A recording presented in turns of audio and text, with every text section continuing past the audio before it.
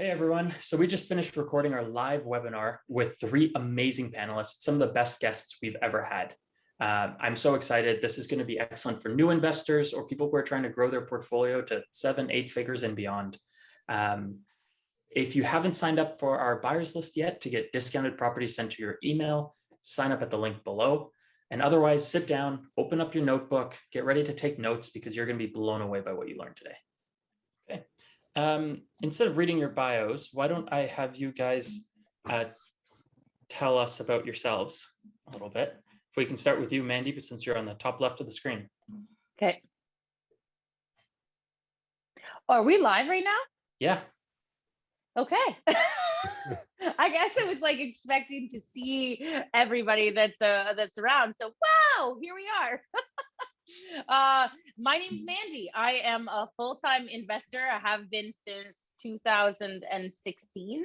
I typically specialize in joint ventures. I love that model. I have helped a lot of investors grow portfolios, significantly grow their wealth over the last 7 years with the joint venture model.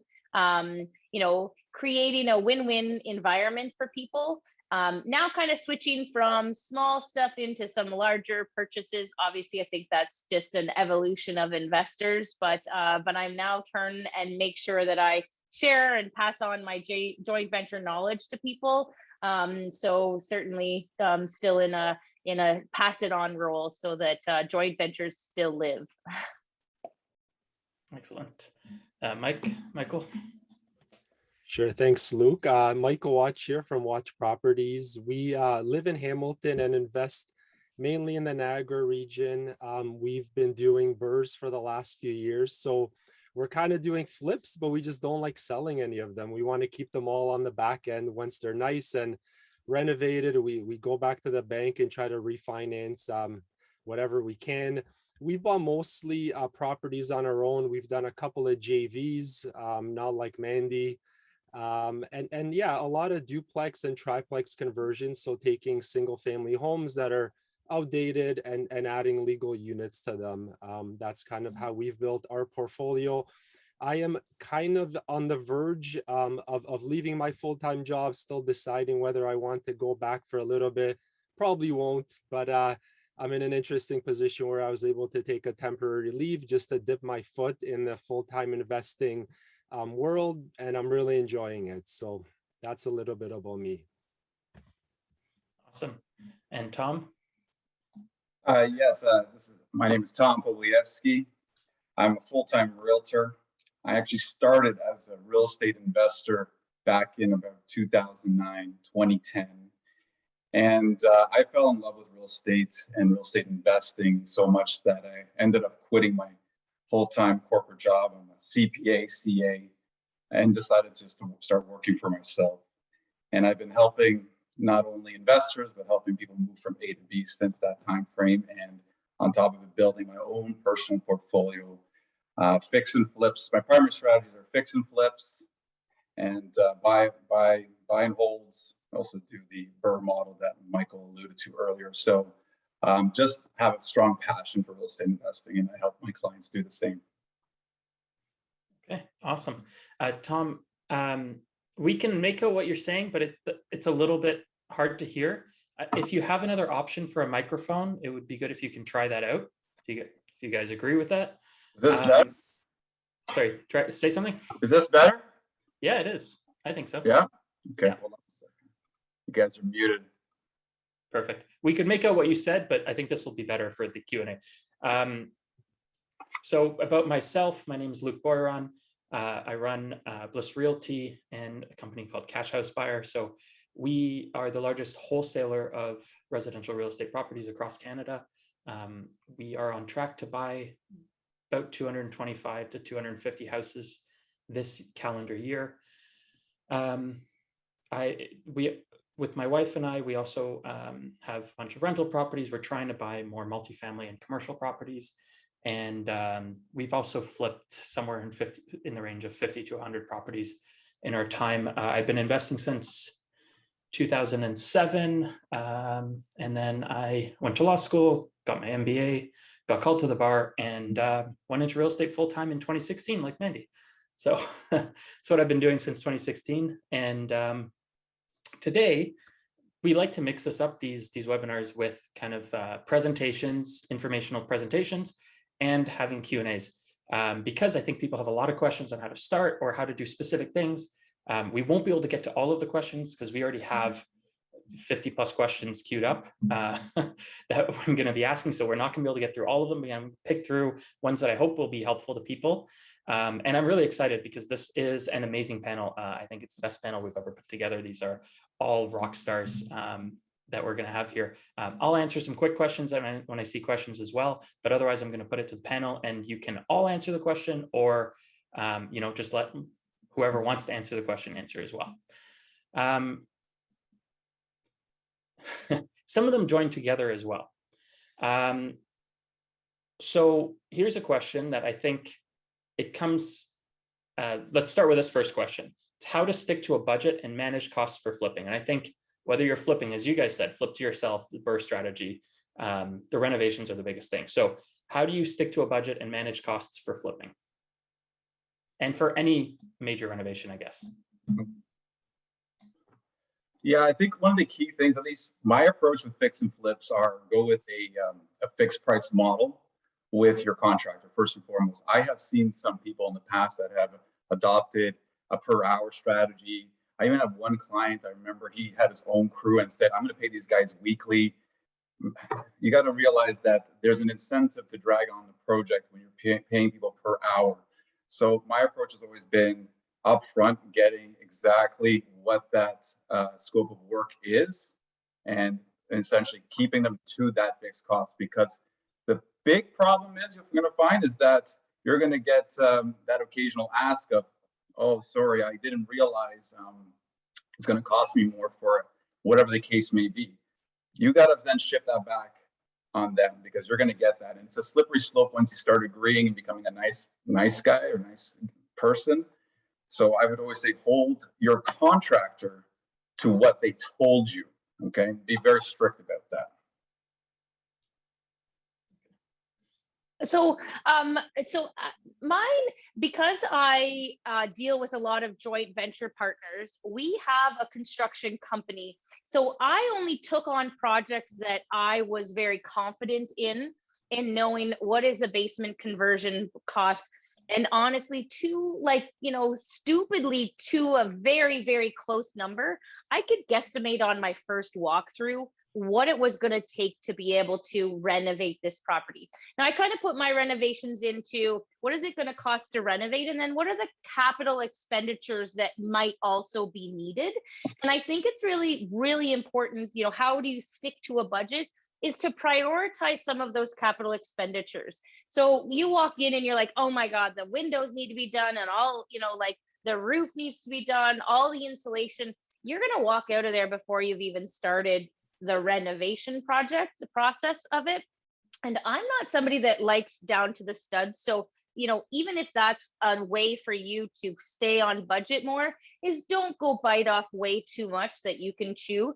I like the lipstick renovations, the flooring, paint, the new kitchen, things that are quite easy to quote from Google quote from various contractors.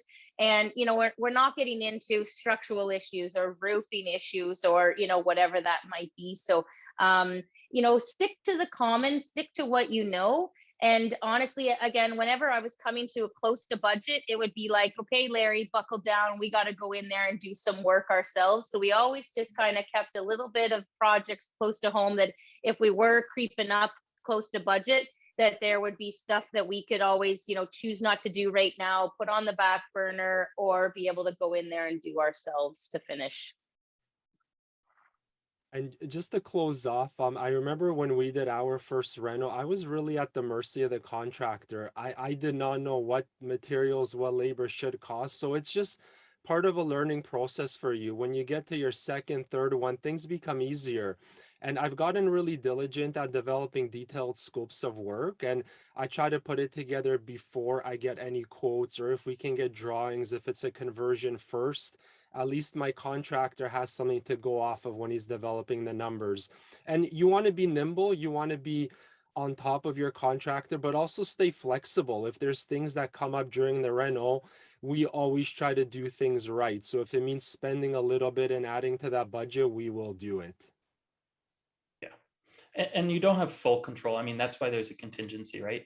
And when you are starting out, you don't have all of the contacts. It helps if you can work with somebody else who has them. But when you're starting out, like I can think of a property we did when we first started buying a good amount of like rentals in Ottawa. We started with an electrician. He promised lots of stuff, reasonably priced quote, wasn't necessarily the cheapest, but reasonable. And it just dragged out. He didn't finish. We found out some stuff wasn't getting done right. We had to fire him. And in the end, we had paid him more than we should have, because the amount of work it was to fix everything and redo it cost us more, and it dragged out the project. So things go wrong. But now we have a great electrician that we're happy to work with, a couple electricians that we work with regularly. And so that kind of problem will likely not happen to us. So we can avoid that going future. So I think that's kind of what you were saying, Michael, about once you've done a few projects, not only do you know what it costs, but you also now have weeded out some trades that you shouldn't be using. So I just came across this question, and I think it's actually a really great one for the participants to get to know you guys a little bit. What age did you start investing in real estate? What was your first deal, and how did you fund it? Yeah, so my first deal, my son was 2. It was 2007, so I would have been 30 with my first deal. We put a second mortgage on our primary residence. We borrowed that to be able to buy use for the down payment. A few years later, so that was 2007, at the end of 2008, that bank was an American bank, closed down, and we had to refinance. We got to pay back our second mortgage, which was great. And our interest rate went crazily down. That was at like 8% interest was our second mortgage to be able to buy our first rental property. And I think, I don't remember what the end of the question was, but I was 30 and it was What was your first deal and how did you fund it? So yeah, a rental property. Yeah. And that was in Midland? That was in Midland. Yep, in Midland. We still own it today, 222 2nd Street. Nice. For us, it was a single family home in Hamilton. I was 26 or 27 at the time, so over a decade ago. And it was a new build. We were driving by a community that was being advertised, and my wife kind of talked me into that one. She actually had her first property when she was 19 at the urging of her parents. So she had parents with good heads on their shoulders. And yeah, it was a nice, simple, easy investment. But I remember us like truly scraping up for the down payment and even borrowing from some family and friends. So when I see young investors doing that today, like nothing's changed. we were trying to get into the market the exact same way that people are trying to scratch and claw today. It's tough out there, but you just need to be resourceful and ask for help if needed, just to get in and to buy a good asset. You always remember your first one. And much like Mandy, I still own my first one today. I was 28. So that was like 2010, I believe. It's a single family, semi-detached home in the south of Oshawa. I didn't know very much about Oshawa. It was $130,000. I basically financed it myself. I went to the bank. All I needed was 20%. So do the math, it's about 30 grand. I put into the property and decided to become a landlord, not knowing much about, honestly, landlording or even real estate investing, but I just had this kind of blind faith. I've heard so many good things. Oh, you can get rich through real estate. Okay, so I had a really bad luck with the stock market. If you remember in 2008, everything plummeted, and I gave real estate a chance. And through that experience, you started really understanding the power of it, because that property, that was 130 grand, is worth today probably 650, 700, and I only put 30,000 into it. So think about refinancing that property, pulling that equity, and allowing yourself the opportunity to buy more properties and multiplying essentially your asset base and your net worth. So that was my experience. Nice. My first property, I was 18. I had spent almost 2 years teaching English in China and saved up my money for the down payment. My dad co-signed on the loan because I couldn't qualify on my own. I was a student.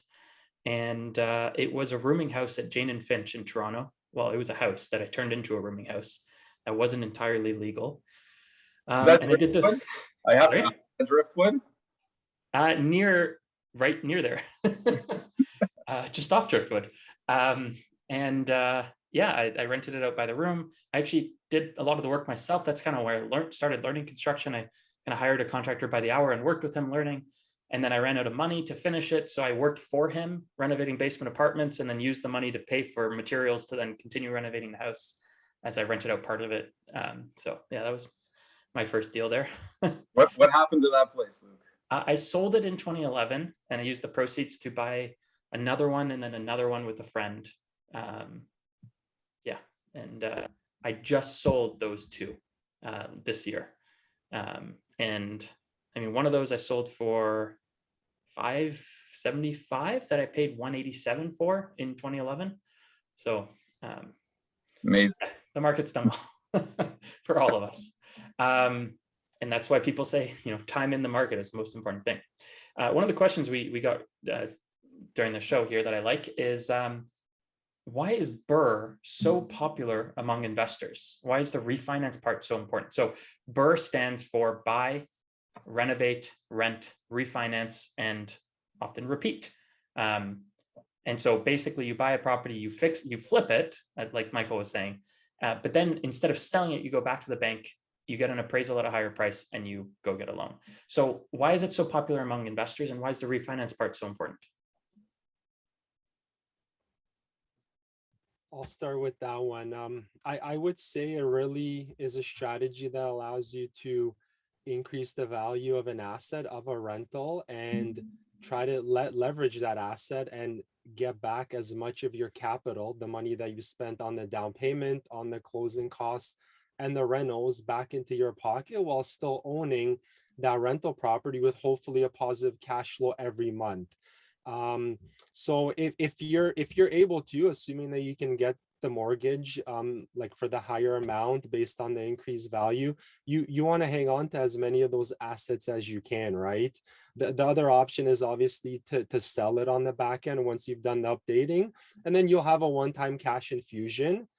It's a flip. And if that aligns with your goals, that's fine as well. But for us, it's definitely with a strategy of increasing the value of that building, whether we're buying it on our own or with joint venture partners, and just holding on to as many as we can. We've sold a couple, really from the point of view of just trying to reuse that money for different purchases. That's the only time that we'll sell properties.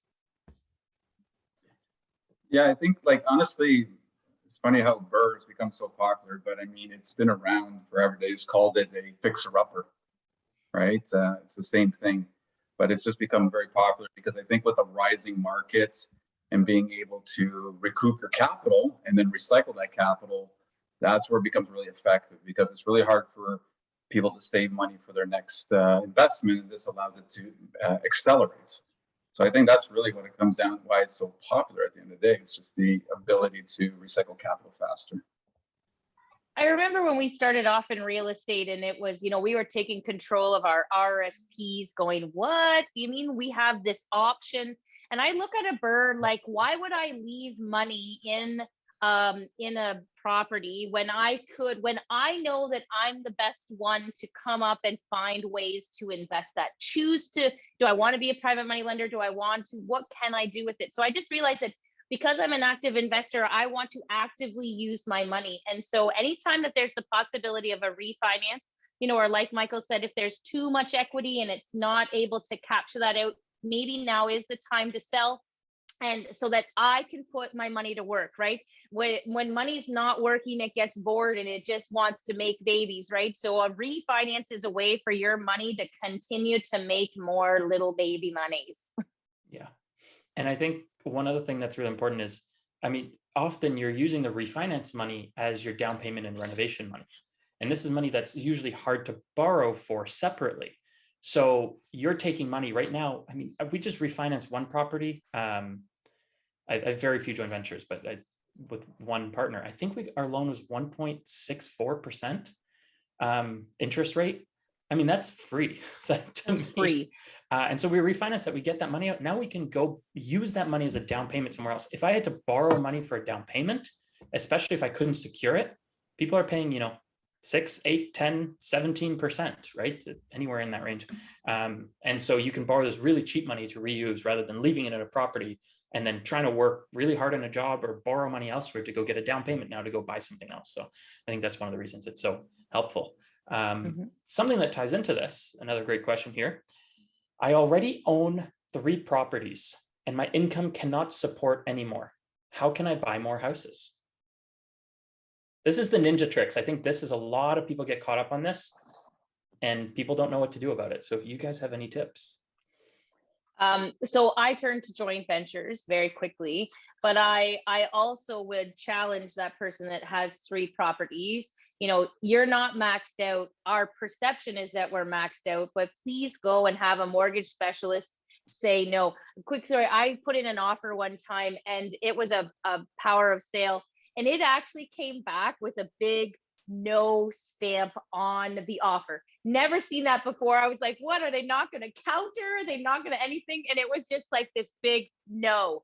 And I kind of taken that with me because people perceive that they can't qualify for any mortgages, but they actually are just sitting in their own head. They haven't gone to the mortgage specialist. They haven't gone to the next mortgage specialist. I'm saying mortgage specialist. I'm not necessarily a broker kind of girl, sometimes depending on, but so go and get a no. And if you've got a great asset, ask yourself, how can I buy this property? Do I put my own mortgage, a private mortgage on it? Can I get a VTB, or can I turn to joint ventures? So for me, those are the kind of the 4 ways that I can finance an asset. And if I can't do it myself because I am truly maxed out, then I can pay higher money or I can turn to a joint venture.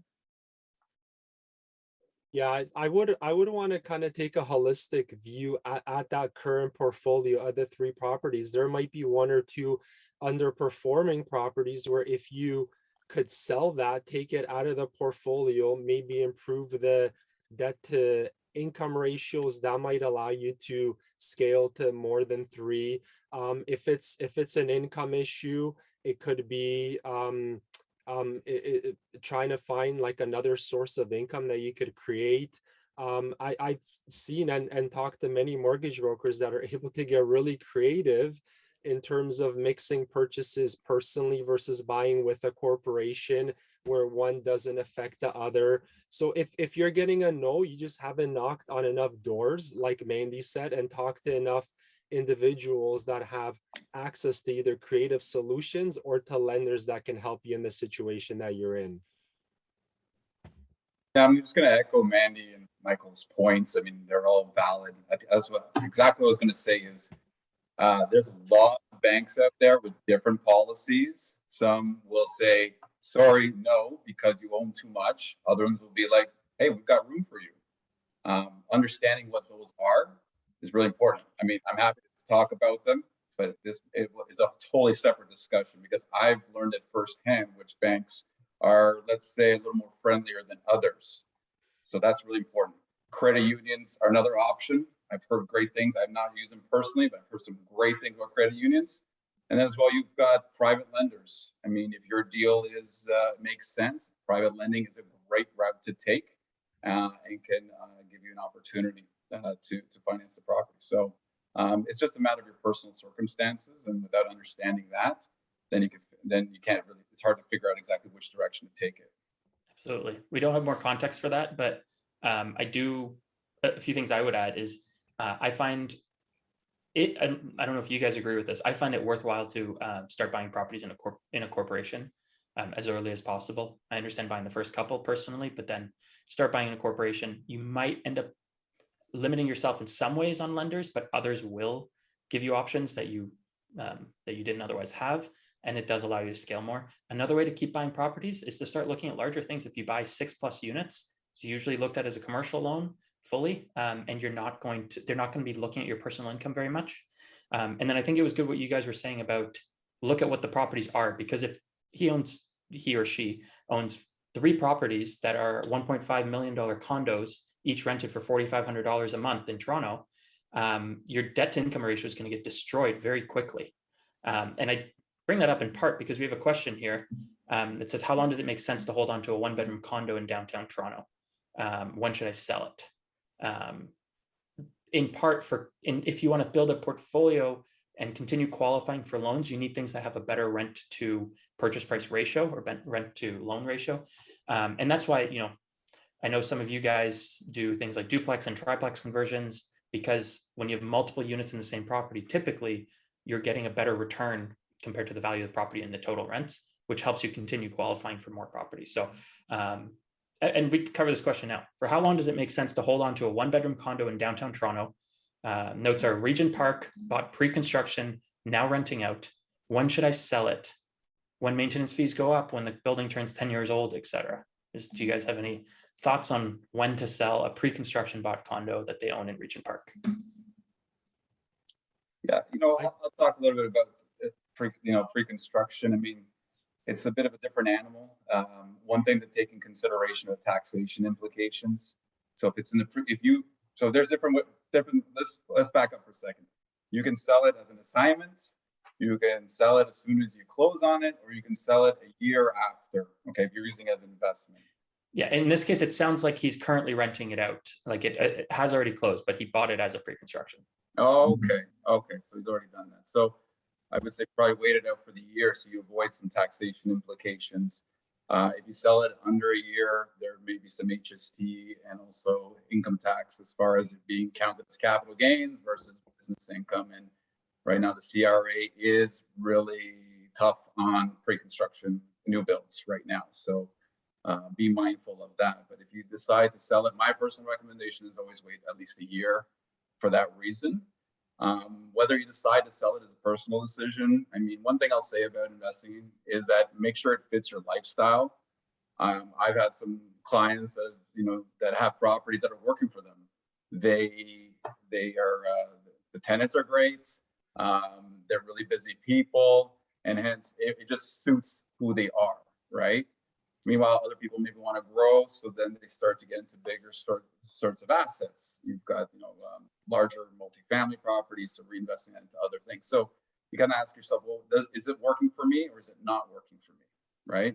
Like in my case too, I own that one in Oshawa I mentioned from the start, and I love it because it works for me. It's done so well. The tenants are great. I really don't see a need to sell it at this point in time. Yeah, it really depends on your goals. If you're fine with that kind of passive property that's not causing you any issues, you never hear from the tenants, it's a nice simple investment, great. We had a townhouse that used to bring in about $2,000 a month in rent, but the mortgage and the utilities were about $2,000. So we knew at that time that it probably made sense to sell it. Even though it was a nice, simple cookie cutter property, it wouldn't allow us to scale because of how it impacted our ratios negatively. So that's when we decided we had to incur a small capital gain. We did, and then that's allowed us to reuse that capital for better cash flowing properties because our goal was the most cash flow that we could get for me to be able to replace as much of my take home pay every month. Yeah. I had a JV that sold a triplex with me. She just loves condos. I think she's got like 5 or 6. That's all she ever wanted. So if that's your strategy, kind of like what Tom was saying, if it suits you as an investor, keep it. But if you're like, no, I want a portfolio of 10 properties and I want to be able to, move stuff around and change and add value, well, then, you started off, you did great, but maybe it's time to sell and move on. Maybe you can keep it, refinance it once, pull out some equity, and maybe you find at property 3 or 4 that one is hindering your debt service, and that's when you sell it and then be able to build some more. So it's pretty personal decision. Yeah, and in terms of when is the best time, like for the condo itself, when you're going to get the most value out of it, I think what Tom was saying about once you own it over a year, you're now into capital gains instead of regular income, so it's only half taxed, approximately. Let's say, talk to your accountant. That may go up though. That may go up. Don't forget this. These yes, that's true. And increasing that capital gains. Even if it does go up, you'll probably still get the same treatment for the years you owned it, and then it'll be up for the years after it, most likely. So yeah, so only for over a year. But what I do find is, and it depends on the size of the project, but Regent Park, there was a lot of condos that went up at the same time. What you can find is that a lot of units start selling around the same time. They go for rent at the same time when it's a new build. Once it's been a few years out and it's stabilized, you tend to see prices actually higher because there's not 15 units listed at the same time in the same building. And same thing with rents. So owning it, I think for a few years, getting 1 to 5 years within that. If you're really looking for rental income, condos are not the way to do it. But I can't say no to them because they've been great for some people for wealth building. But and I'll say personally, we sold our house in Toronto when we moved to Ottawa, my wife and I, and we kept a couple condos in Toronto because we wanted a toehold. If prices keep going crazy in Toronto, we still want to own something there. If we ever want to move back, we sell those condos, we buy a house again, and at least we've gone up with the market in that way. So again, they might not make sense as rentals on their own, but they work for us and what we want personally, and so that's something you need to look at.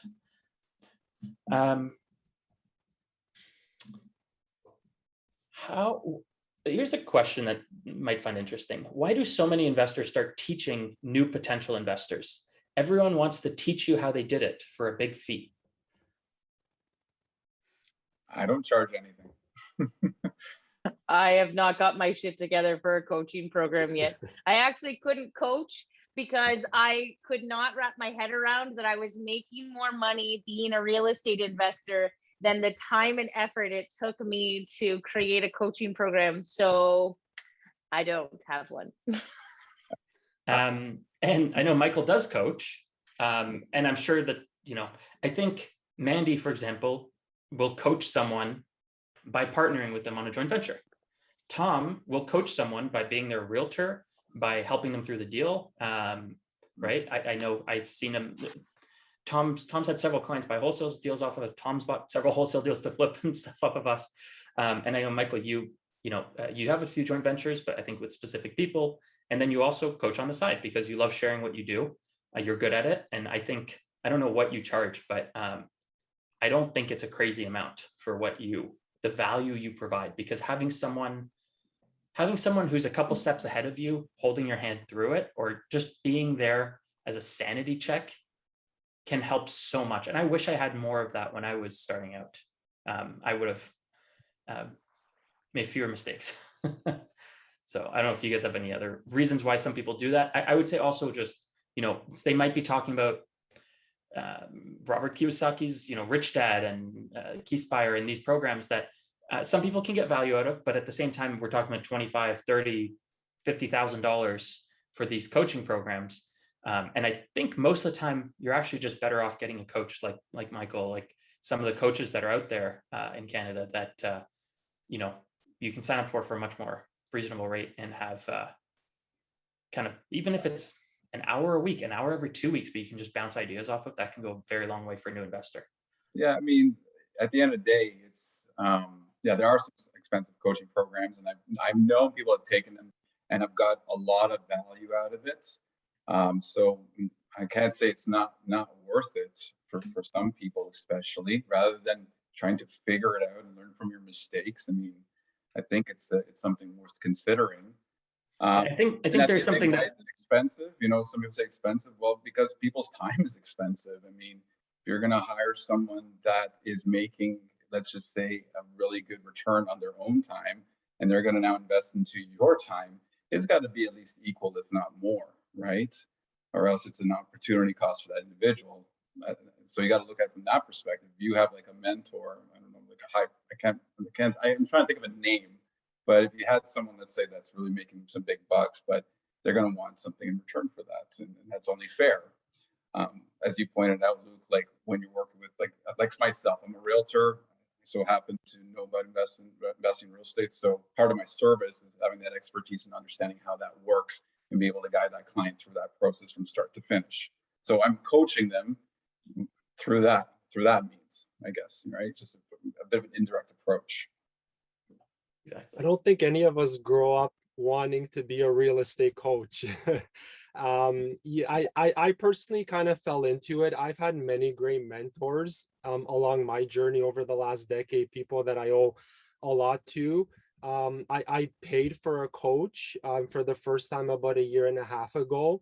And within his program, he had more kind of fellow investors start reaching out. And that's when he asked me if I wanted to kind of coach alongside with him. And I feel that I'm able to take complex topics within the real estate world and just simplify them and explain them and provide examples, share parts of my journey and the mistakes that I've made and how I've had some of the successes very, very succinctly. And that's been some of the traits that have allowed me to be somebody that potential students have kind of come towards.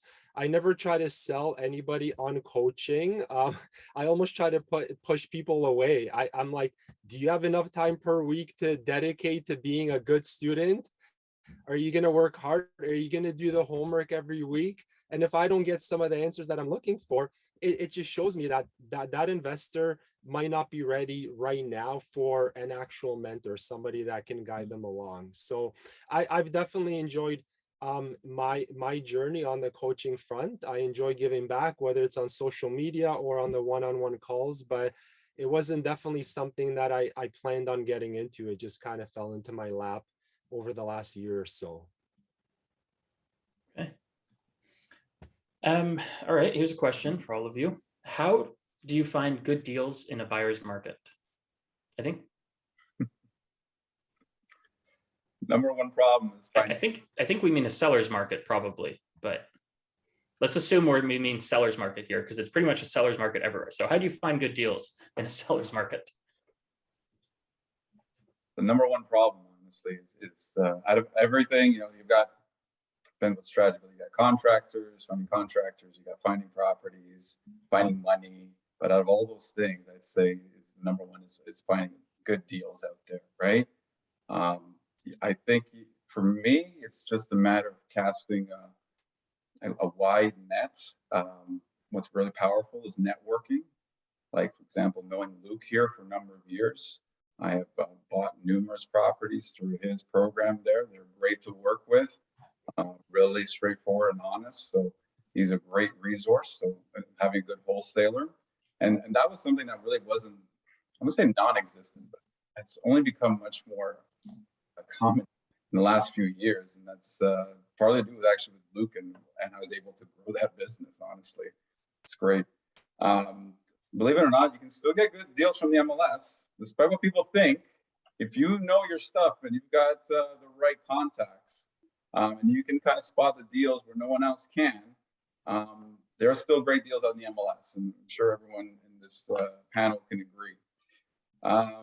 And I think just like when it comes down to even going back to what I said, networking, if you've got go to meetups, meet other investors, you'd be surprised by shaking hands with a few people what you can uncover.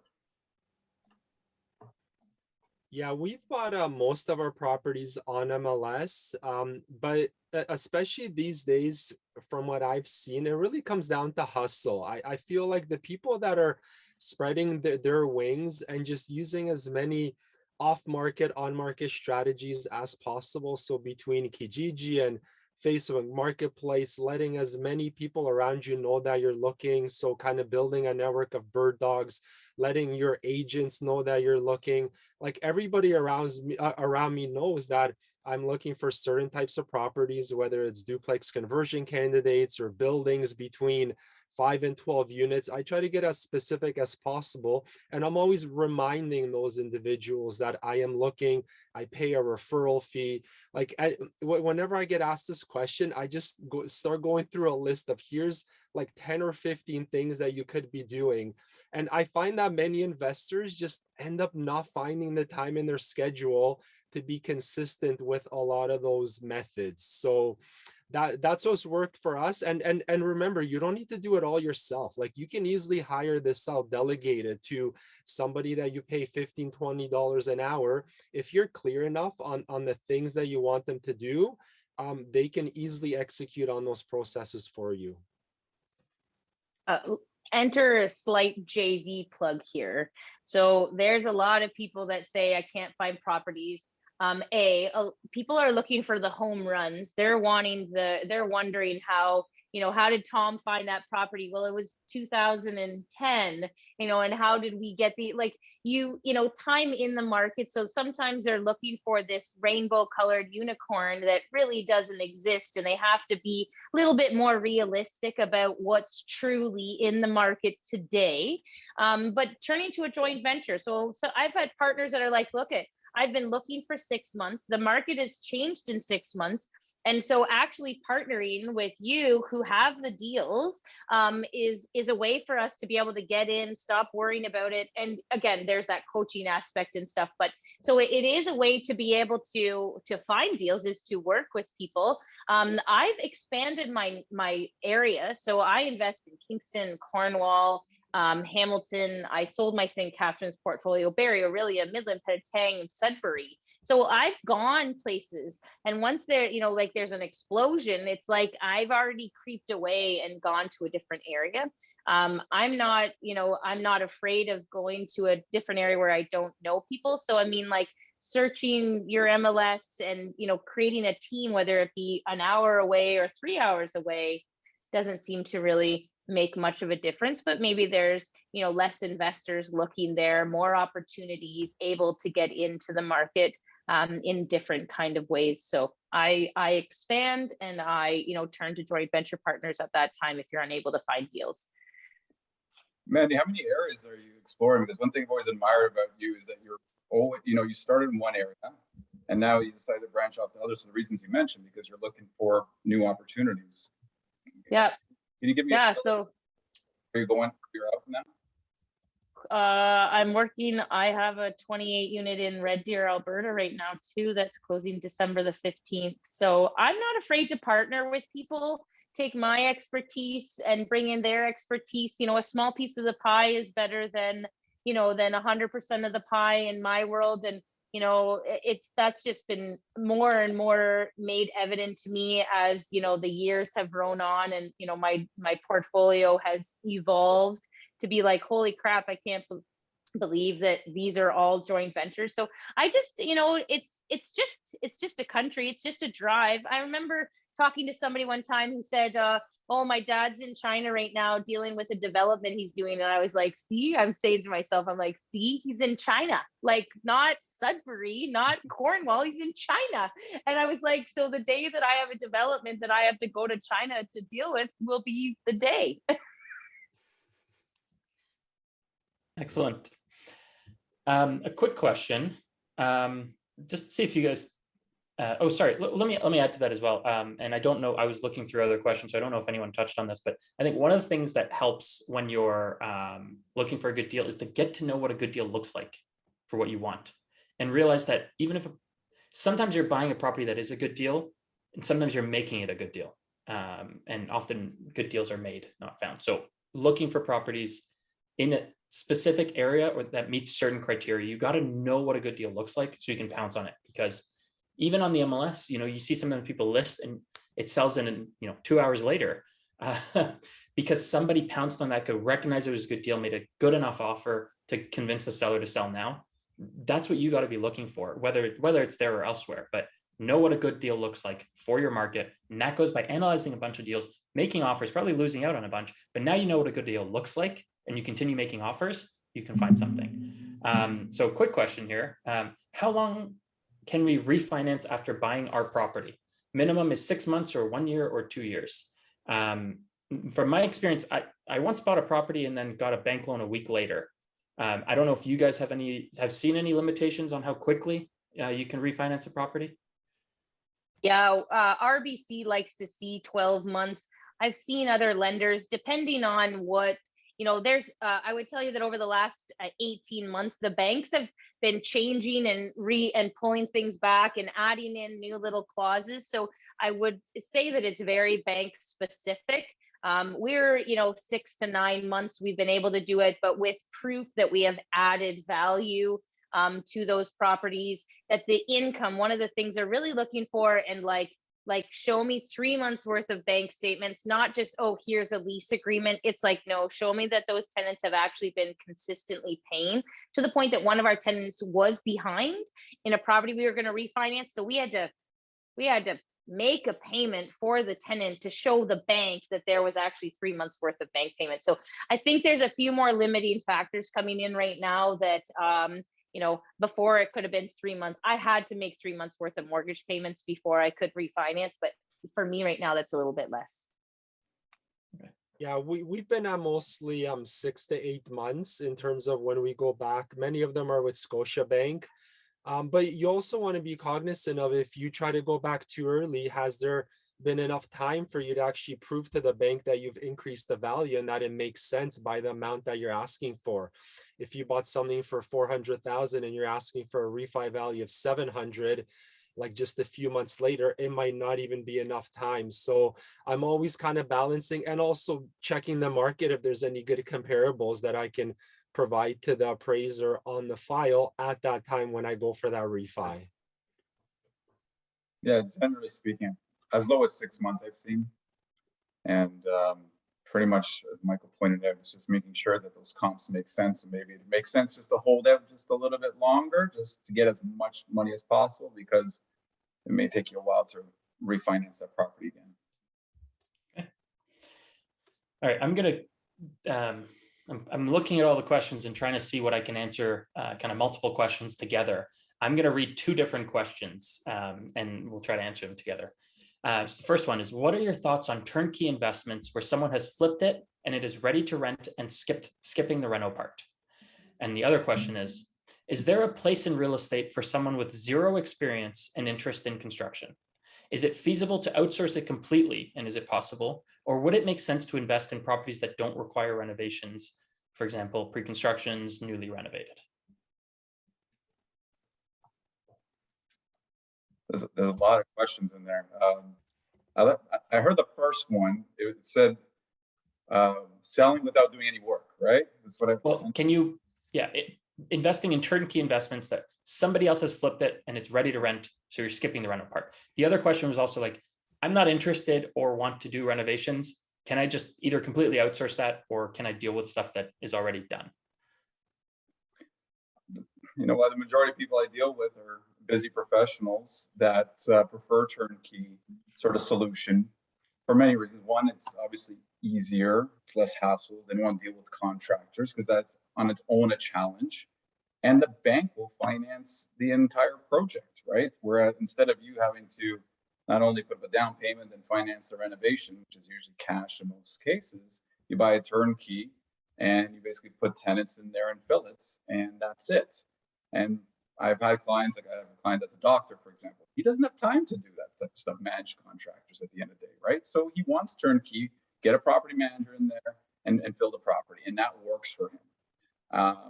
And that's perfectly fine. There's nothing wrong with that. And in fact, you're probably going to save yourself some challenges along the way, because I'm sure Michael and Mandy can tell you that with the burr of doing renovations and so on comes with its own set of challenges.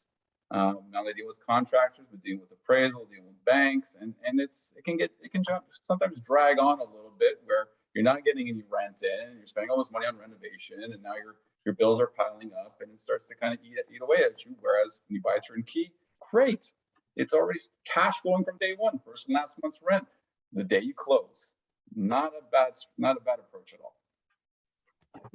Yeah, another option is for Michael's properties, the only reason he can refinance them is because somebody buys the renovated ones that are completed, right?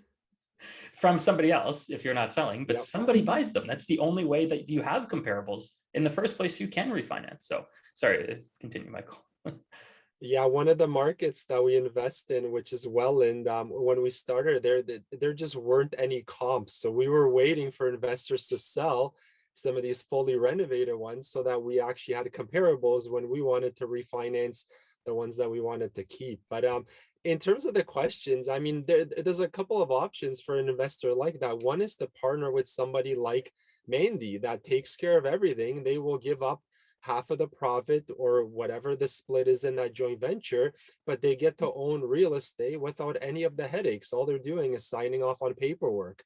The other model is kind of like what Tom was touching on, is if you can build in the right systems and buy a turnkey property and delegate to a property manager or have your realtor fill those units, the numbers still have to work. You might not be able to buy as many that way, or it's going to be really costing you a lot of capital, right? You can make anything cash flow if you put 50% down.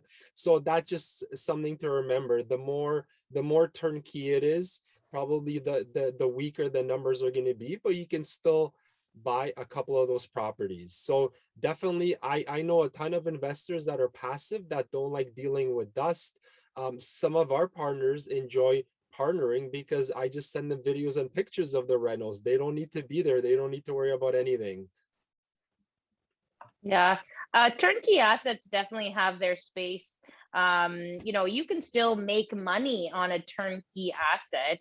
They're typically vacant. You're setting high market rents. So even if you've got two side-by-side purpose-built properties, one that's occupied and one that's flipped, even if the one that's flipped is, nicer units and a higher price, well, you get to set your own current market rents. I've made a lot of money on turnkey assets in joint venture situations, like brilliant amount of money. And so I think it's just a matter of, anytime you try and get something for nothing, so you want the returns of a renovation, but you don't want to have any of the responsibility. I kind of feel that you're out of perception as to what it would take to get that kind of return. Whereas sometimes these turnkey, I had an investor one time say that they've done the ROI. Now, I didn't get into how their calculations were, but the calculations were 12% on buying a rental property. And I was like, dude, you could lend your money and make 12%. I think your returns have to be a little bit higher. So so the asset was not a great asset to be able to sink that much money into for a 12% return on investment. But it's still better than not having bought that, or having money in a bank account. So there's definitely a time and place for turnkey assets. I think they are a genius way for somebody to get in. Even with property management, please don't pretend that there's no work to manage the property manager. There's definitely, real estate can be a passive investment if you choose the right passive investment, but a turnkey asset, or even with a property manager, is not a passive investment. You are still very actively involved in that purchase and in the management of the asset. Yeah, I think being a real estate investor, you wear a lot of hats, but you can pass those hats off to other people, right? It is possible. Obviously, you pay for that. If you're passing off every single hat, at that point, there's probably nothing left. If you're passing off, raising the money, financing the deal, finding the deal, renovating the deal, managing tenants, accounting, like actual bookkeeping and accounting. If you're passing out all of that, what value are you adding at that point? Not as much, except for putting the deal together. And if you're trying to get somebody else to manage all of that and put the deal together, then really you don't even need to be there. But then there's probably nothing left. So you have to decide where your value is. And there is, people, Tom's example, a doctor, if you're a cardiac surgeon saving people's lives, you probably shouldn't be framing a basement. It just doesn't make sense. You should pay somebody else to frame it. And there is a place, or just to buy the turnkey renovated property, have the least amount of headache, pass it off to a property manager. And I completely agree. You can still make money on that. And you can still scale because you make enough money as a cardiac surgeon to scale your portfolio. On the other side, if you're, you have to figure out where your highest and best use is, where you provide the most value. And if that's not renovations, that's still okay. You can figure out without providing value there. All right, another question here. I bought my first investment property, which is a duplex. It is a huge lot, and I hope there's potential for a triplex conversion. What are the steps I need to take to convert this duplex to a triplex? We're not going to go through the whole steps, but how would you guys start? What would you overview of what they should do? If there was two initial quick steps that I would do, one is to get in contact with the city on your own. Check the zoning of that property. See if you're even allowed to add a legal third unit there. I don't know if there's severance potential. And then step two, if you're not comfortable doing that on your own, or you're not sure about the answer that you get, is reach out to an architect or a designer. That's one person of my power team that's been so vital in all of the projects that we've done. Make them do all the hard work for you. Make them call the city, or they might just know right away because they know the cities that they operate in and what's allowed in specific areas of those cities. Yeah, I think that covers it pretty well, unless someone wants to add anything. The other thing I can say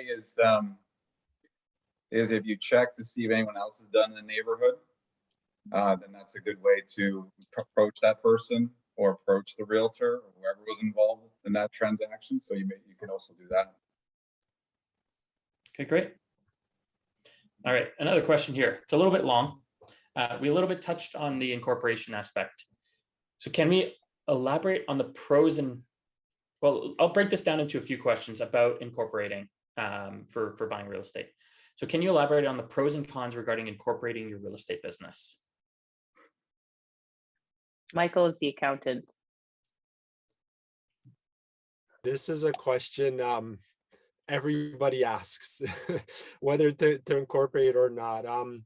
It's such a specific question. I think the answer depends on what your goals are, where you are in your journey, what kind of investments you own, what your strategy is. I always recommend connecting with a good accountant. Like I'm a CPA, and I've paid for multiple calls with accountants. They charge their $250, $300 an hour. If I need questions about corporations and where I'm headed, different streams of income that I'm looking to create and how I want to claim that from a tax perspective, I don't want to be guessing. I want to be talking to the experts that are going to be working on those tax returns that year and for years to come. Definitely one of the cons is the cost. Like for you to incorporate, that's going to cost you maybe $1,500 a corporation.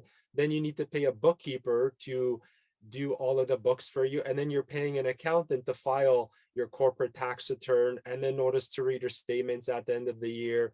And if you if the lawyer or the accountant tells you to set up 2 or 3 corporations because it's a more advanced structure, then that's going to cost you 2-3 times as much in all of those buckets. So definitely a couple of cons to be aware of. In terms of pros, depending on your strategy, you can save a lot of tax. You can not be exposed to potential liability depending on how you set it up. You can purchase, like Luke said earlier, additional real estate within those corporations after they have a couple of years of history. So definitely, like it's such a long and detailed conversation that's really specific to every investor. Yeah, I mean, one thing to really point out, which I learned just recently, is the fact that, and I think it was kind of alluded to earlier, is if you can get some banks will allow you to finance these a rental property in a corporation. And the advantage is that, at least from my experience, it doesn't hit your personal credit bureau, in the sense that if you go, let's say, to another bank, they don't necessarily see that you have that liability on your books. So one of the advantages is being able to potentially get more financing, depending upon how you go about your disclosure. So I'm not going to get too deep into that, but my point being is that there is the ability to get additional financing by properly strategizing where you put certain assets and certain corporations, and still being able to get financing through other banks. If that hopefully that kind of makes sense there for everybody. Yeah, well, and I think it makes sense too, Tom, because sometimes you see investors buy a bunch of rental properties and then they want to buy a bigger primary or more expensive primary residence, and they have trouble qualifying for that loan because they own so many rentals. So I think what you're saying is kind of a workaround too, where you own your rentals in a corporation, and then when you buy your primary, it doesn't affect you in the same way. Right, and here's one of the tips I will say: do not try to avoid mixing 2 different. Let's say you've got 5 properties and putting, let's say, 2 RBC mortgages and 3 Scotia mortgages into one corporation. Don't avoid that. at all costs. Just put one bank, finance all those assets with one bank into that one corp. That's a little tip. So I'm gonna piggyback right on what Tom is saying. I also agree that it's great to clump as many mortgages as you can.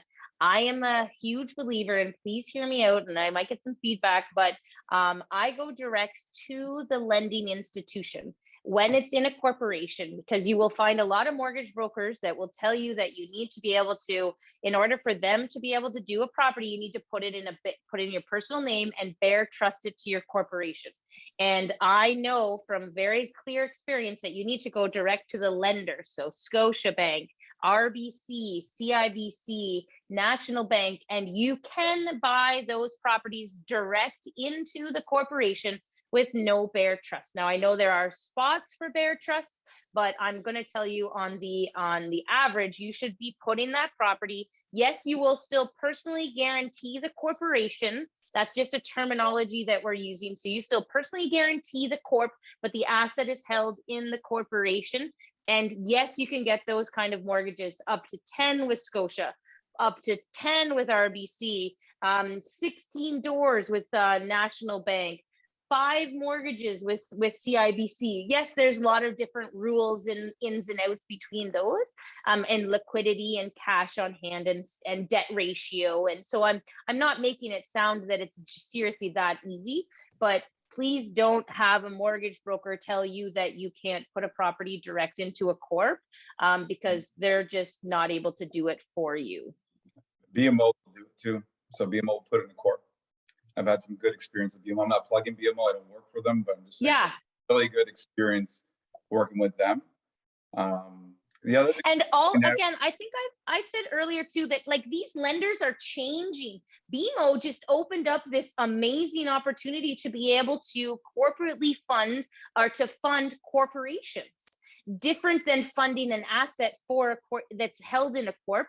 But they didn't have this. The guy was like, literally, this is brand new, like 3 months ago, hot off the press. Well, that wasn't there before. So really be keeping up to date as to what each lender is doing and their rules and their the requirements that they have. Sorry, Tom. One more thing to point out about corps is also the liability aspect. Like, for example, if you have a student rental, it may be a high risk asset that maybe you don't want to own under your personal name. Maybe you want to put in a corp because it's going to shield you from potential issues with a tenant profile, right? That's as an example. So that's something to keep in mind as well. If you're getting into multifamily, some banks just require you to have it in a corp. They won't do it otherwise. They don't want you to personally. They want to put in a hold co. Yeah, I think we've touched on it because basically you're trying to bring together 3 different aspects. You've got your accounting side, your mortgage side, and your legal side. And I think we've kind of touched on those. Problem is you can't go to one professional. You kind of need all of them to tell you what works together, right?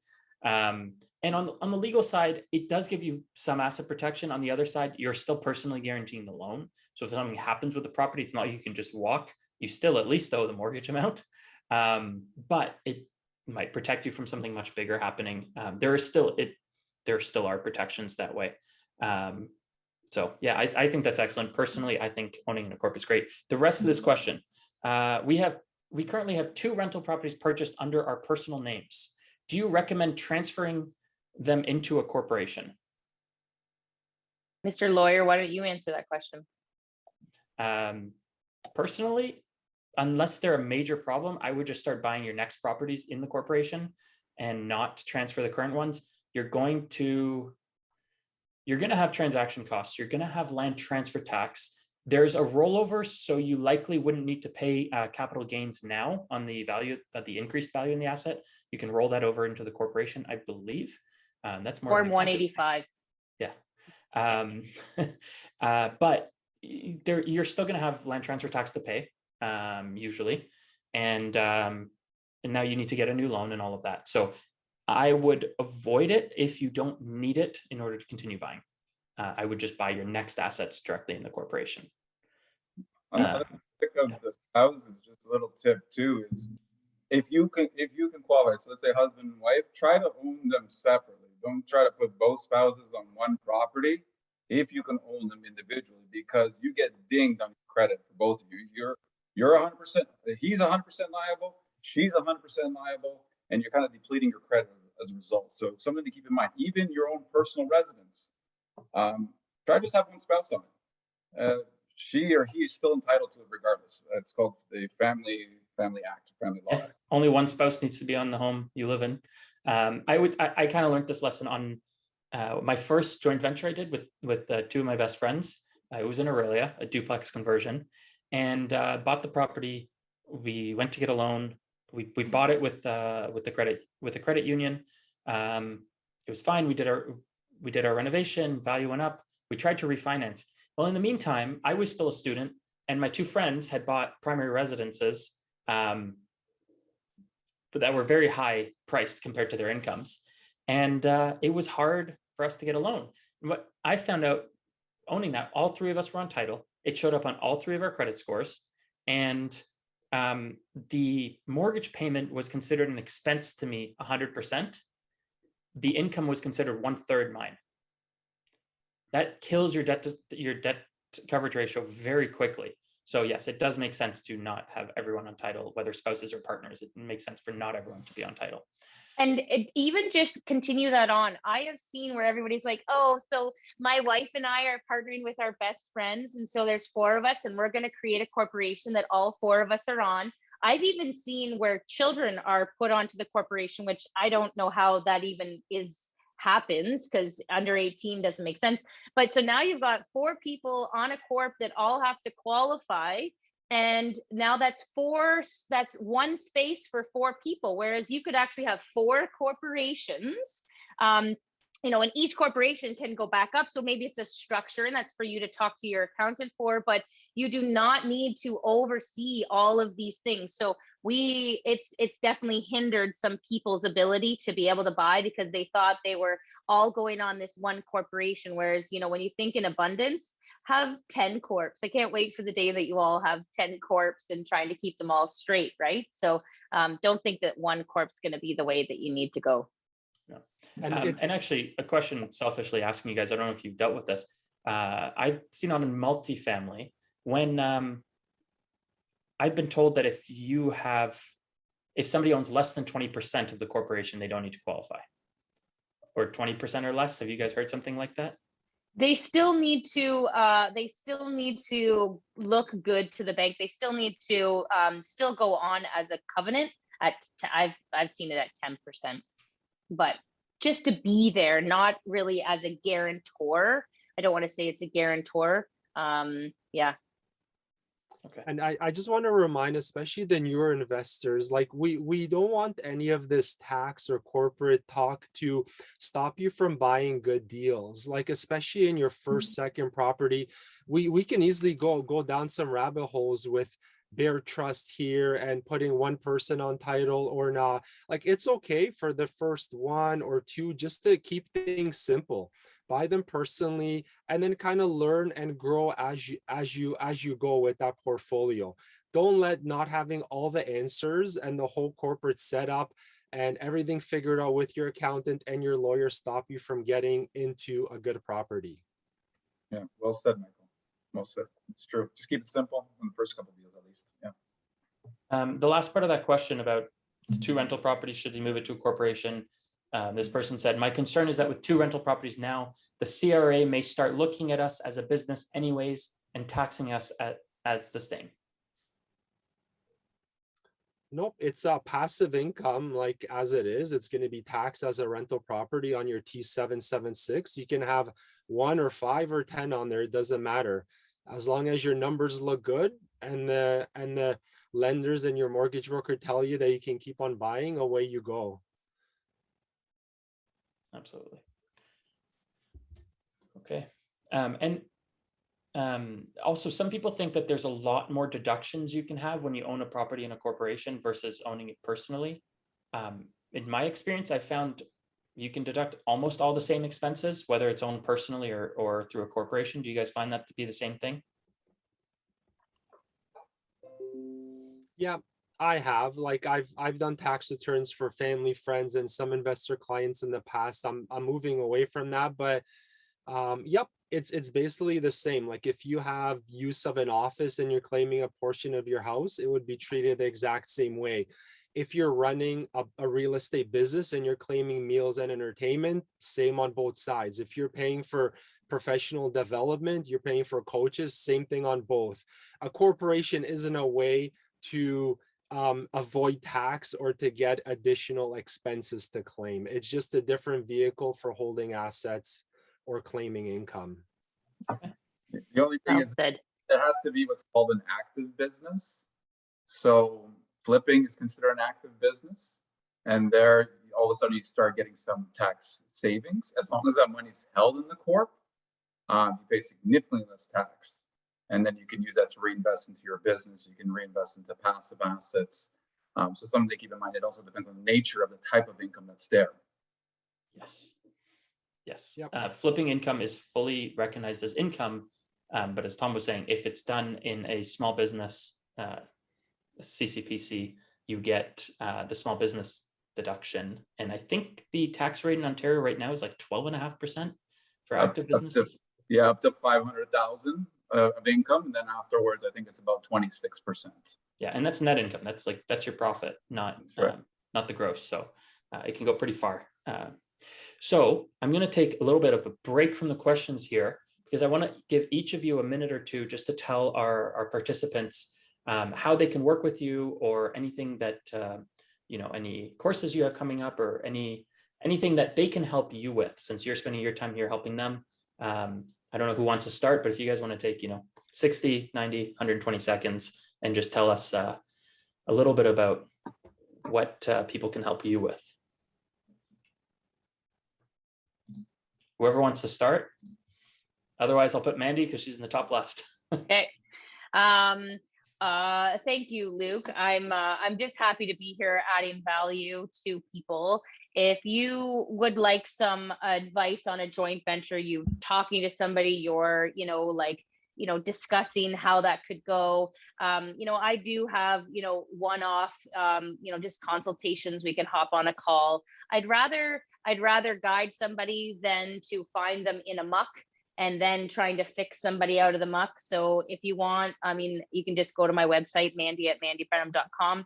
And I'm looking for 10+ unit buildings on the 401 kind of stretch of Ontario. So if you've got anything that has 10+ that's come your way, you want to walk beside us as we go through this, you want to see without having, all of the, the responsibility on your shoulders, reach out with a building, and, I'd be happy to be able to be a teacher along the way. I remember when I had 2 properties under contract one time and shit in my pants because I didn't know how I was going to close on either of them. And I called a mentor and he was like, relax, I'll take one of them from you if you get both.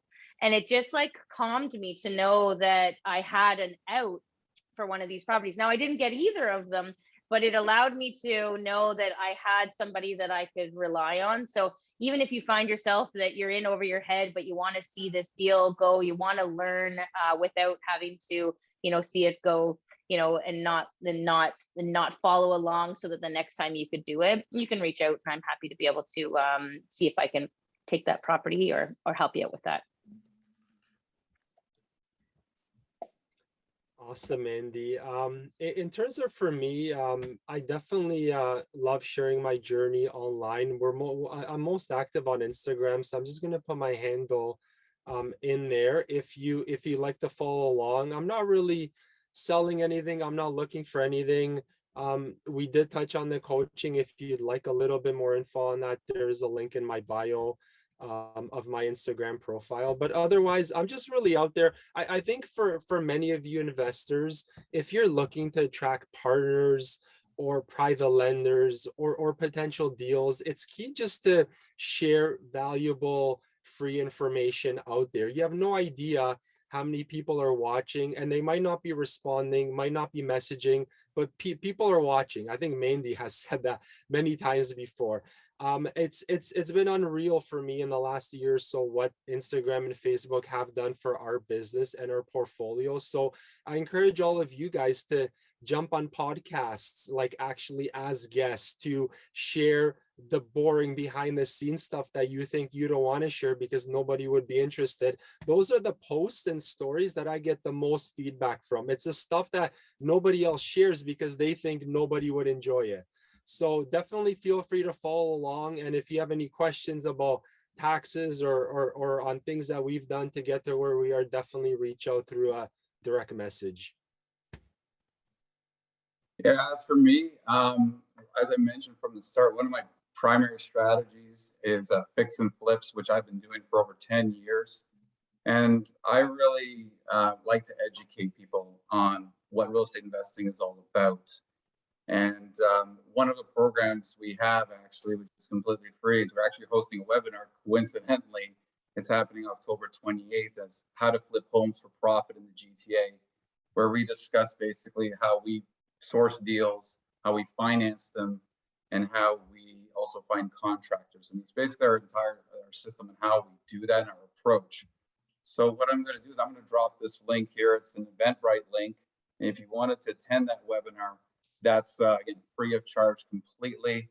You can register there and you can find out more about that program. Okay, awesome, guys.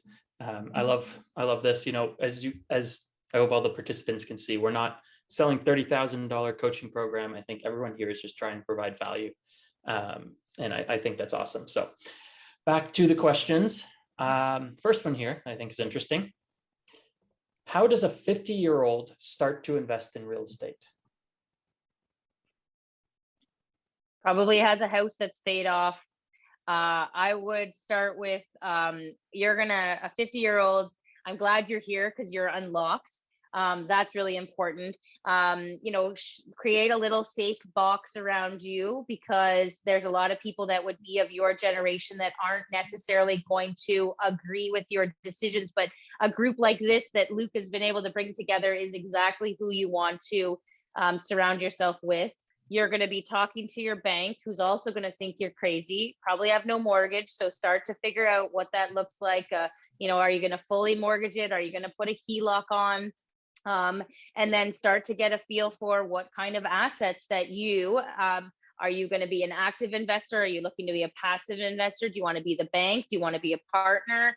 Do you want to, be in and out short term? Or are you like, no, I'm 50. I'm happy to get out when I'm 65 kind of thing out of these assets. So congratulations, because you're never too old to be able to invest in real estate. But I think my biggest tip will be to please protect yourself and make sure that you know that there are people who support you, but there might be some naysayers that will think you're crazy.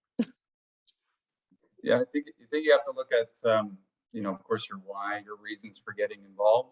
I'm only assuming that perhaps someone that's turning 50 is thinking to myself, what is their life going to look like when they're 65, and whether they have the income to support that. Because one of the challenges these days is really salary. It's hard to get by on a salary. Then what do you look forward to? A pension. And what is your life going to look like with that pension? Is it going to be, you got to then all of a sudden scale back your lifestyle during your golden years? Well, that's a shame. So I think, again, going back to understanding what those goals are and what real estate is going to give you is first and foremost, right? And whether you're prepared, and then following a strategy where it's going to get you, and whether that suits your lifestyle, again, because as Mandy pointed out, chances are this individual, I imagine they own their home, they probably have a lot of equity. It may be a strategy where they're lending out their money privately, 8, 10, 12%. Kind of great passive way to make income without the hassles of being a landlord or whatever the case may be. So start off with that reason first and foremost. But then if you want to really get into investing, it sounds like there's an asset you can leverage and refinance. Well, that's probably the least expensive way to start and basically start buying properties. I love those answers. Most of the 50-year-olds around me think that I'm crazy for investing in real estate. So kudos to you for being here and asking that question. By the time I get to 50, my goal will be to be as passive of an investor as possible, but teaming up with people that know what they're doing and just really successful operators. So I don't know if that aligns with your goals, but I don't want to be dealing with tenants and toilets in 10, 15 years from now. So I'd be kind of looking in all the networking meetups, in the Facebook groups where all of us hang out, to kind of get a feel of, hey, I like this person, I like what they stand for, they're transparent, they're investing in really good projects. I'm going to ask them how I can get involved. Yeah. And obviously, a lot of these questions, the trouble with this is, without bringing the person on, we don't have much context. So, they could have been month to month, paycheck to paycheck, no savings, no investments, and they're 50 years old, say, what do I do? They could have been filling their RSPs, TFSAs, stock market accounts, have a very expensive home with no mortgage. It'd be very different situations. I would say, as you guys said, there are some advantages to starting at 50 years old. I mean, when I bought my first property at 18, first of all, I didn't know real estate investing meetups existed. But when I did start going to them, nobody took me seriously. I was a kid. Nobody took me seriously. Whereas, when you have some gray hair, people start taking you a little more seriously. And I think there's advantages to that, not to mention, assuming, depending on the people you're around, likely people you don't even expect have been socking away money, say, diligently for their life. And, compared to a 20-year-old who doesn't know anyone with money, you might actually know a lot of people with a lot of money. So whether you decide to scale quickly with a joint venture route or partner with people to buy bigger projects, you may actually know people with a lot of money, and you may have some advantages as well. So yeah, go buy real estate. Doesn't matter your age. I would say it's easier to do at 50 than 20, that's for sure. All right. What are your thoughts on garden suites? And do you think they're the next big value add when looking for investment properties? And a bit of background, basically the province of Ontario is trying to push push cities to have to allow third units to be added to properties. So this will mostly be done through garden suites, coach houses, that kind of thing. And some cities are allowing the third unit to be in the house, but a lot of them are doing a detached kind of tiny house in the backyard type thing. So that's the garden suite. And obviously that's Ontario. We might have some people on this webinar who aren't from Ontario. If you're not from Ontario, drop it in the chat. Let us make sure it's to everyone. Let us know where you are. But anyways, for you guys here, the panel, what are your thoughts on garden suites, and do you think they're the next big value add when looking for investment properties? Yeah, I'll chime in here first. I think as investors, we're always looking to get to the highest and best use of any property that we buy. So if we can add, whether it's now or down the road, a second and a third unit, that's definitely a win in my books. We've so far looked for properties that have been able to fit 3 units within the current building envelope, but we also do have a few properties where there are bigger backyards, they're corner lots, or they have a deep yard. So whether it's a laneway suite or a garden suite or a coach house, it's definitely nice to know that you have those options down the road.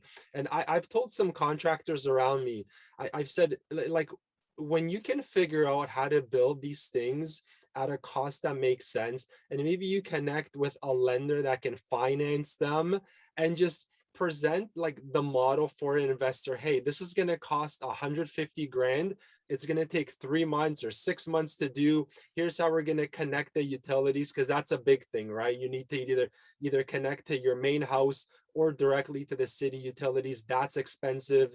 So if you can put that model together and sell it to investors at an amount that makes sense, you're going to get a lot of clients really quickly. So I definitely think it's the way to go down the road, and we're going to see a lot of other cities and investors going that way where it's allowed.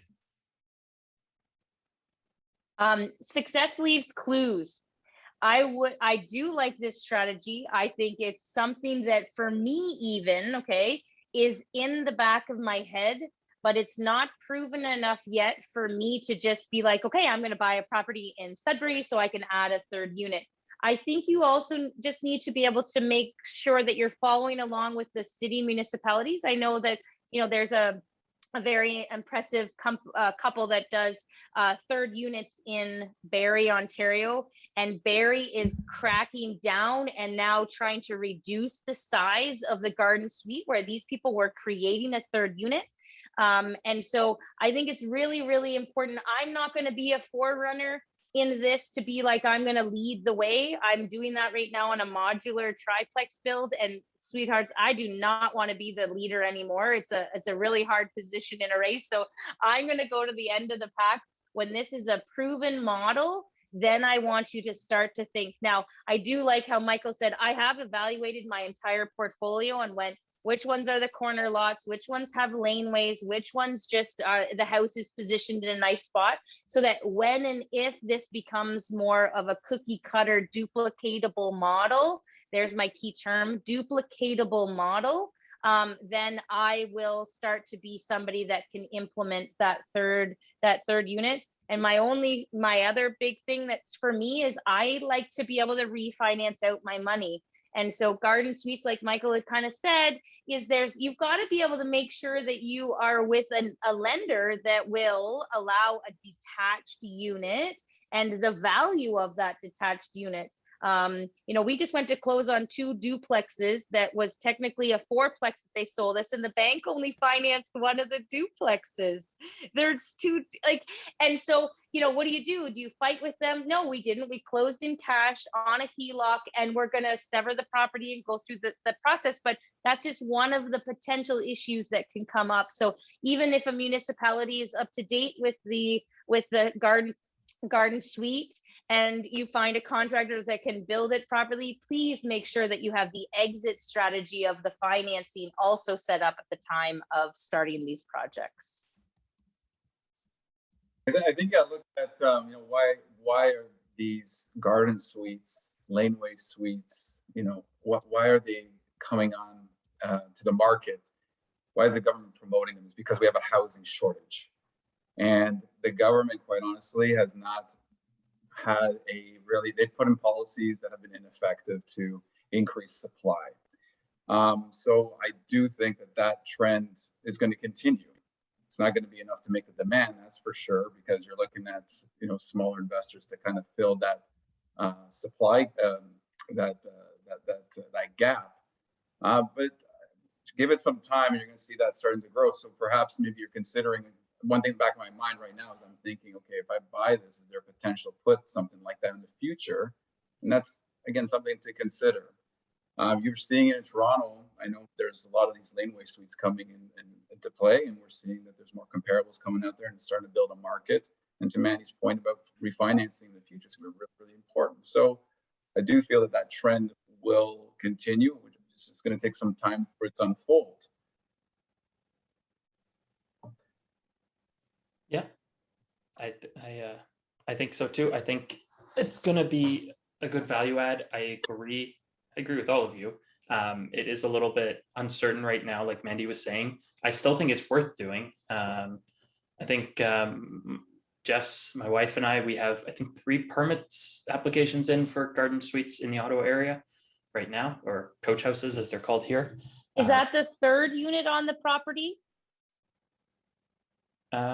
2 of them, they're actually the second unit. So that's another interesting strategy, because on some properties, we just rent the whole house for a little more than we would if it was divided in 2. And then we're adding a coach house in the backyard. So we're getting our second unit that way. And we actually are building smaller second units. One of them's 500 square feet, one's 420 square feet. I think both 1 bedrooms. And the other one's, I think, going to be around 500 as well. So all 1 bedrooms in that size. It's going to be a little less rent than half of a up-down duplex, but the main house is actually going to rent for more now than just the upstairs of an up-down duplex. And we try to kind of separate them with a fence, especially, one of them it's a corner lot. So you're going to be able to walk along the sidewalk and access it from the side. So other than parking in front of the house, you're not going through the yard of the house at all. It's fenced off, you go around the side. So I think there's some opportunities that way. And I think some properties that wouldn't have made sense as duplexes now make sense by adding a coach house. You take a semi-detached 2-story house it only has a small basement. Wouldn't make much sense to do a basement apartment, but now you can add a coach house and have your 2 units that way if there's enough yard to make up for it. So I think there's opportunity there, but I do agree with you on the refinance. If we really needed to make sure we were pulling all of our money out, it would be harder. We did talk to the appraisers that we typically use in the area, and they hopefully will be able to be comparing them to triplexes, and that the lenders should be willing to work with that, but we'll see. They might not consider it that way, so we'll see. I created a detached garage, sounds the same thing, on a corner lot, and we converted the detached garage into 750 because that's what the square footage of it was. The first appraiser, you guys, I love sharing horror stories. The first appraiser a year later appraised it for $1,000 less than we had bought it for, because she said we devalued the property by removing the garage. I was like, but I made a 3-bedroom house. And she was like, nope, yeah. So it took us 3 appraisals to be able to find an appraiser for a bank that would lend on 2 units. Now that was a couple of years ago. But you want to talk about cash flow, that absolutely cash flows. Now that was only a second unit. The detached garage conversion coach house was only the second unit on the piece of land. So not a third unit, not a third coach house, just as some clarification there for people. Yeah, awesome. All right. When you're analyzing a property, how do you distinguish a property to flip versus burr and hold? What are some red flags for each scenario? So, I get that question often, and at least for me, how I make that decision is pretty simple. My philosophy is always owning cash flow positive properties. So meaning that if I'm going to flip this property, if I was to, let's say, do that strategy of burr, then will I be able to be cash flow positive when it's all said and done? If I'm not, to me, it's a flip. At least that's the way I gauge it. So essentially, that's my kind of litmus test as far as whether I'm going to keep it or not. Yeah, there's that old saying, keep the best and wholesale or flip the rest. That's been our strategy as well. If I run the numbers and the rents on a deal that we're looking at, whether it's as is or after we add value, so add units or just do renovation on existing units, if it makes sense to keep it on the back end, we will, based on our goals of only holding on to strong cash flow properties. If it doesn't meet some of our minimums, some of our criteria, or maybe it's not in an area of the city that I would want to own a rental property in, it's a different type of win. We can turn it into quicker cash and reuse that money for another property that we would want to keep. Because I do the joint venture strategy, I don't do a lot of flips. I mean, we did one this past winter just to keep our construction company with job on the table. So majority of my properties, I don't analyze as flips. If it doesn't make sense to do, that burr strategy, that long-term buy and hold for, 5+ years, it's probably not a deal that I'm going to even analyze.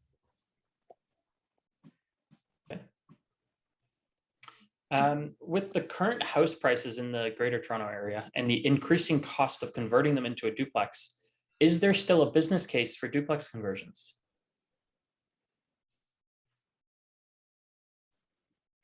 Some of the Hamilton duplex prices are blowing my mind.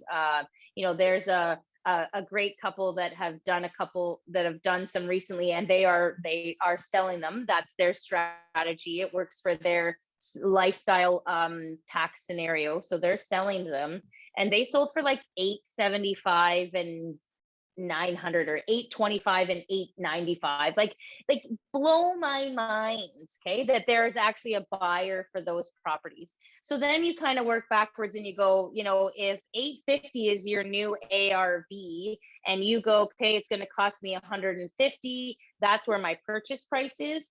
You've got those $550,000, $600,000 Hamilton Mountain duplexes now that I thought you'd be crazy because I had only paid 430 for back in 2019, they're still making sense on the numbers because the upside is ticking along.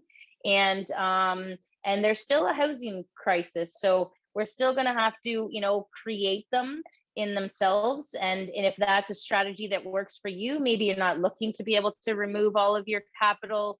You just want to own something that you've renovated down to the studs, so you know the inside and out of that property. I think it's still going to make sense. But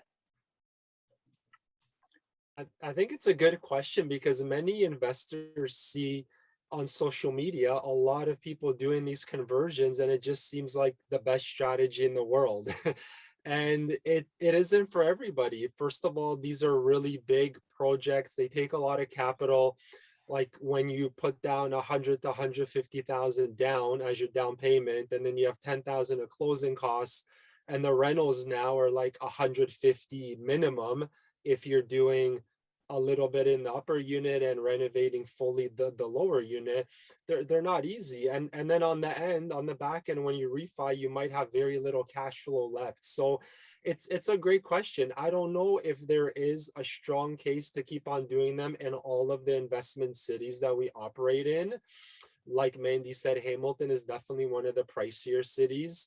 When I think back to our last two duplex conversions, we've done those because we bought them at really good prices. So that allowed us to have a little bit more wiggle room in terms of still paying for a general contractor. We knew what the refi roughly was going to be. Our business case worked for that. But paying current market values and then paying market values for a general contractor and then hoping to refi at these, you're just going to leave a lot of capital in that deal, which is going to really make your ROI weak on the back end. It's a great question, and actually interesting because I was looking at that and asking myself the same thing today, because what Mandy pointed out is correct. So you've got some duplexes in the Hamilton Man 870. I saw something in Kitchener 860, and I was doing the numbers. I'm like, we're about break even here.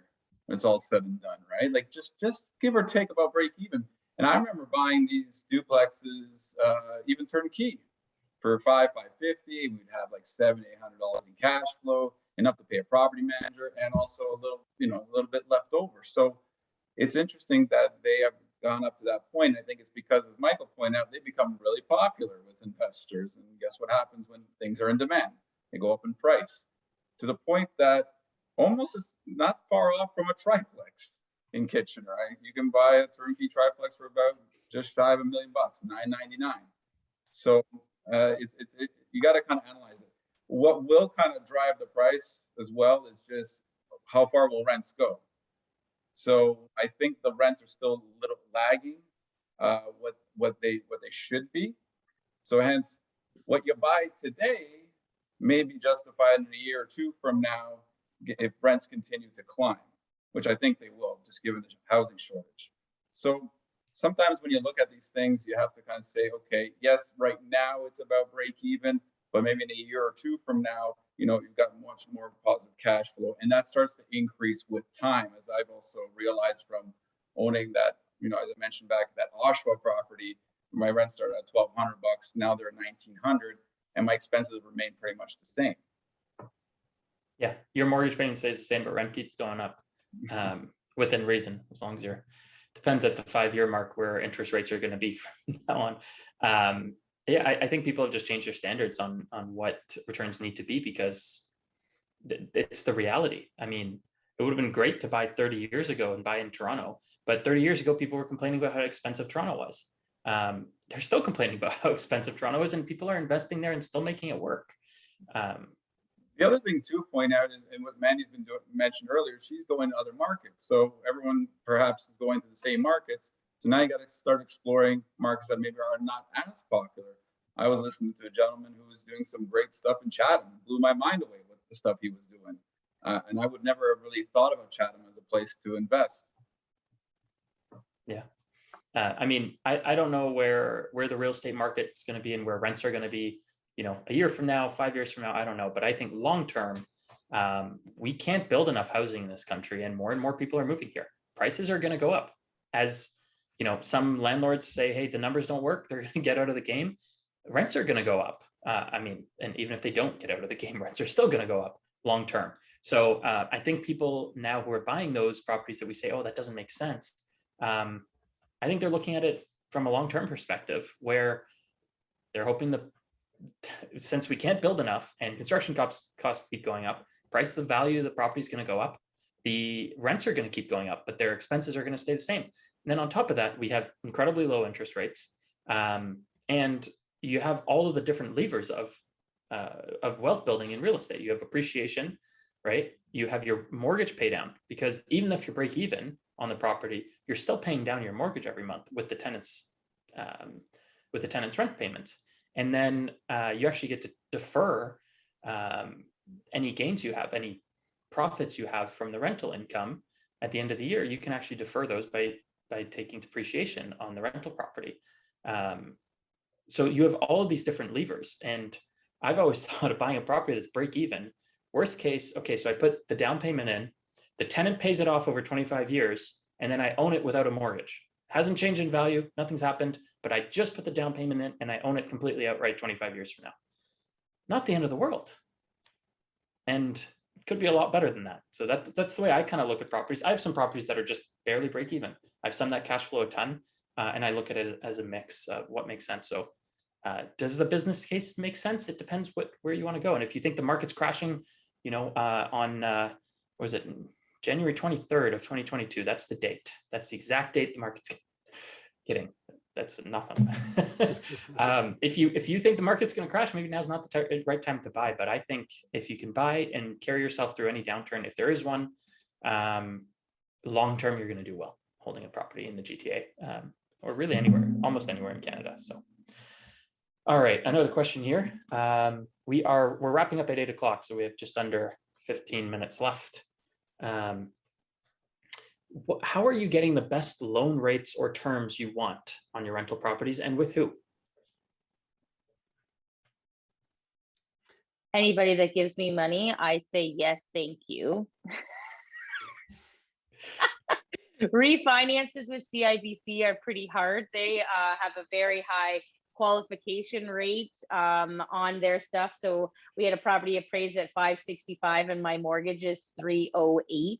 Yes, that's about 54% loan to value. I said thank you and took the 50 grand out of it. My rents aren't like, they're not horrible, but they are very conservative. So on refinances and stuff, I strongly suggest Scotiabank, RBC. Yes, I do like BMO. And then my last coveted 5 for financing is CIBC. So that's kind of where I am leading my joint ventures into building portfolios with those lenders right now. And they're doing us good 80% loan to value of most of them, depending on the income that the property creates.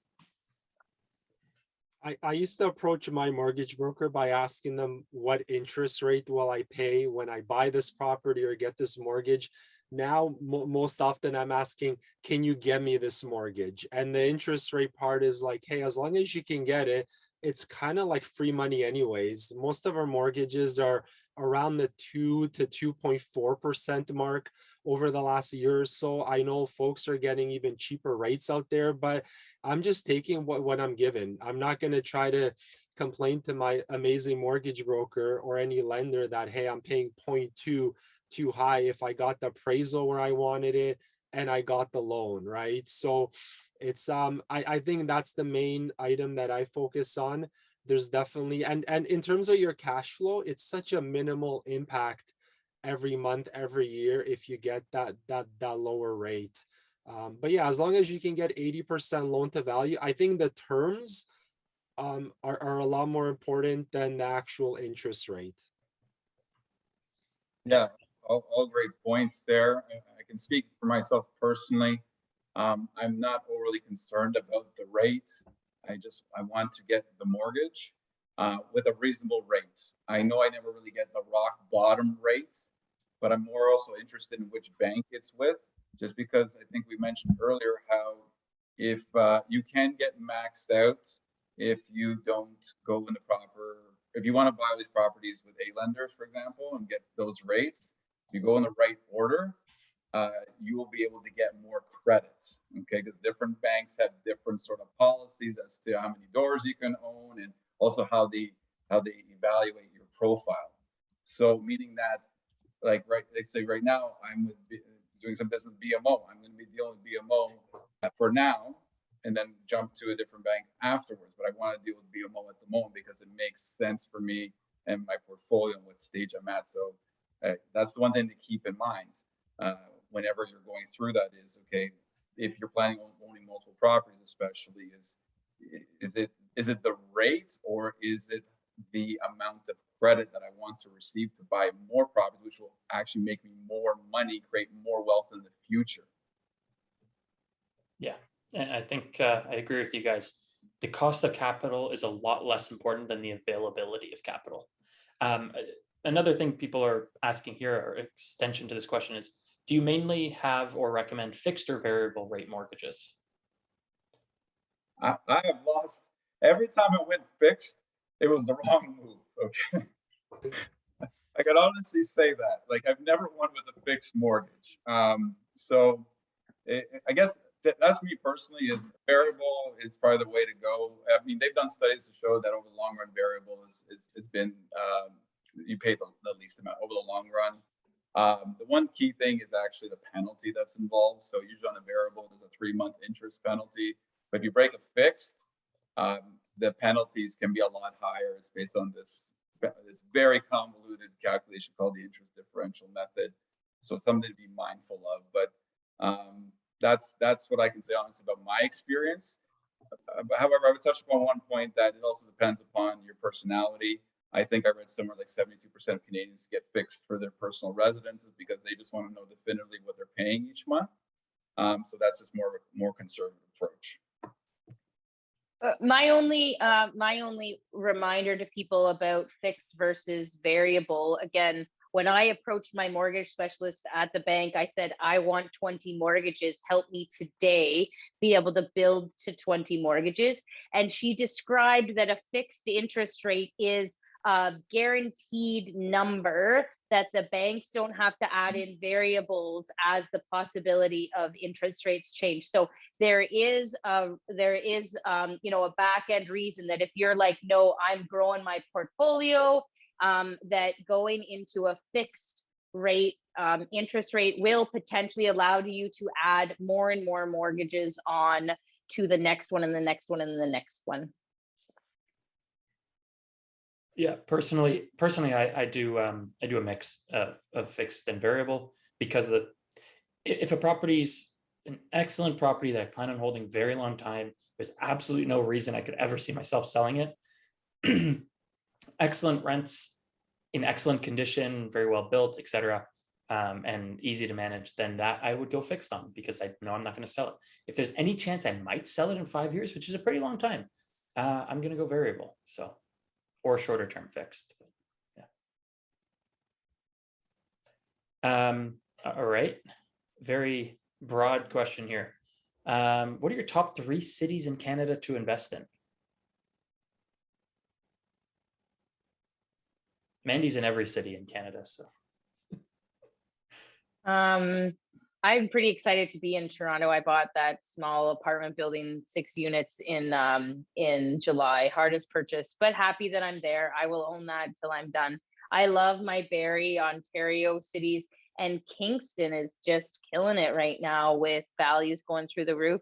I like, Hamilton might be hard to break into, but London, Ontario is still really good. This was somebody said to me, she's like, so I'm still contemplating which city to invest in. And so what do you think about London? And I was like, there's no thinking needed. Just go and invest in London. Like, I think it's really important to not get caught on what city is the best and understand that. What is my motto for 2021? Just buy the effing asset. Just buy it, guys. Like, it's not about Ottawa or this or that. It's about, is it providing housing? Is there a demand for you to be able to do this? Is this meet your lifestyle for the kind of assets that you want to be able to have there? Are you, like Michael mentioned in the comments, are you going to be able to sleep at night? So I mean, I'm not somebody that is a big, oh, this is the best city, so I'm going to go there. This is a good city, and I'm going to be able to create it into a good market for me to own rental properties in. Yeah, there are so many solid cities. Like in addition to the ones that Mandy mentioned, there's Chatham, there is Windsor, there's the whole Niagara region, Peterborough. I have investors that I know and students that are literally killing it in every city in Southern Ontario, even in the north, right? Sudbury and some of those smaller pockets around there. For me, it's the cities that I feel that I'm an expert in, that I can build a power team in, that I can network with realtors and contractors and property management.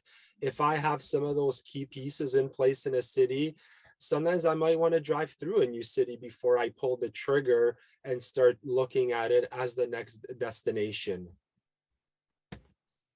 I think one thing I will say is I get that question often is like, what city is the best city to invest in? And oftentimes, sometimes you can find yourself kind of jumping all over the place and spreading yourself a little too thin and not having, as Michael pointed out, the contacts that are needed to kind of maintain, manage that property.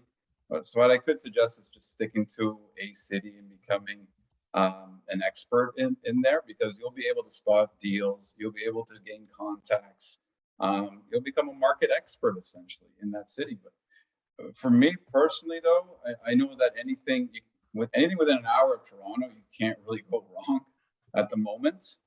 However, if I had to choose a city, I always like Toronto if the numbers make sense. That's the one thing I'll say, if the numbers make sense. And the reason I say that is it does a ripple effect, that everything starts in Toronto. It's kind of it's the beating heart, I find, of Ontario, and even you can say even Canada, right? I mean, you've got 400,000 potential immigrants coming into this country. 1/3 of them are coming to the GTA, and it starts with what's happening in Toronto with its economy and the jobs that are coming in there, and it kind of spreads itself out from there. So if you can make the numbers work in Toronto, that's great, but I understand that real estate is really expensive, and also it's hard to make the numbers work.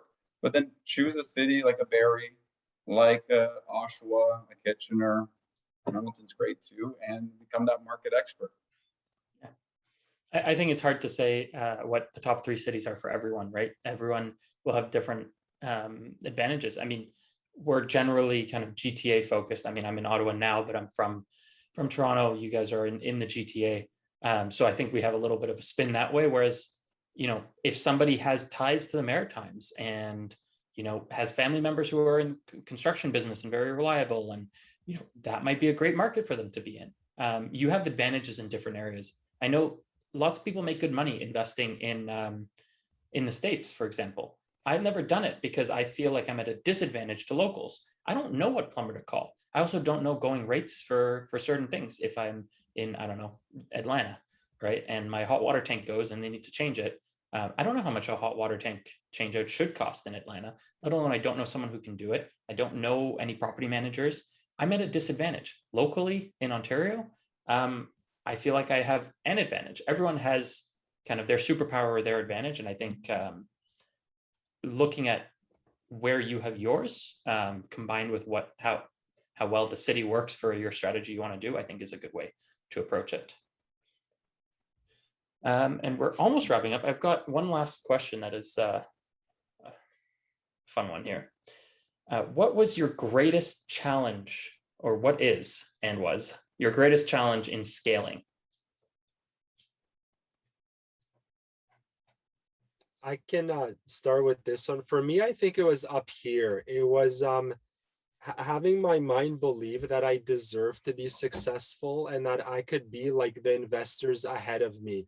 I used to look at folks that own 5 or 10 or 15 properties, or had like a perfectly smooth running operation doing flips or whatever else they were doing. And I'm like, man, they must have had an advantage. Like maybe their parents were in the business, or they like grew up with a contractor friend or somebody. But at the end of the day, it's all just surrounding yourself with the right people. So as soon as I did that and I started seeing that all it took was hard work and trusting that you could do this if you just kind of put some of those negative and the naysayers in our networks. A lot of that have that.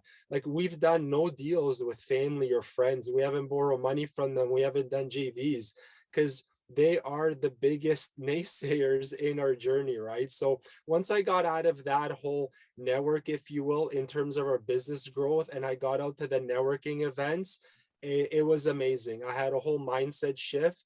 And the more time I spend with people exactly like this in the community, the more this journey becomes enjoyable and easier. So for me, it was definitely up here. My mind was playing a lot of tricks on me a couple of years ago.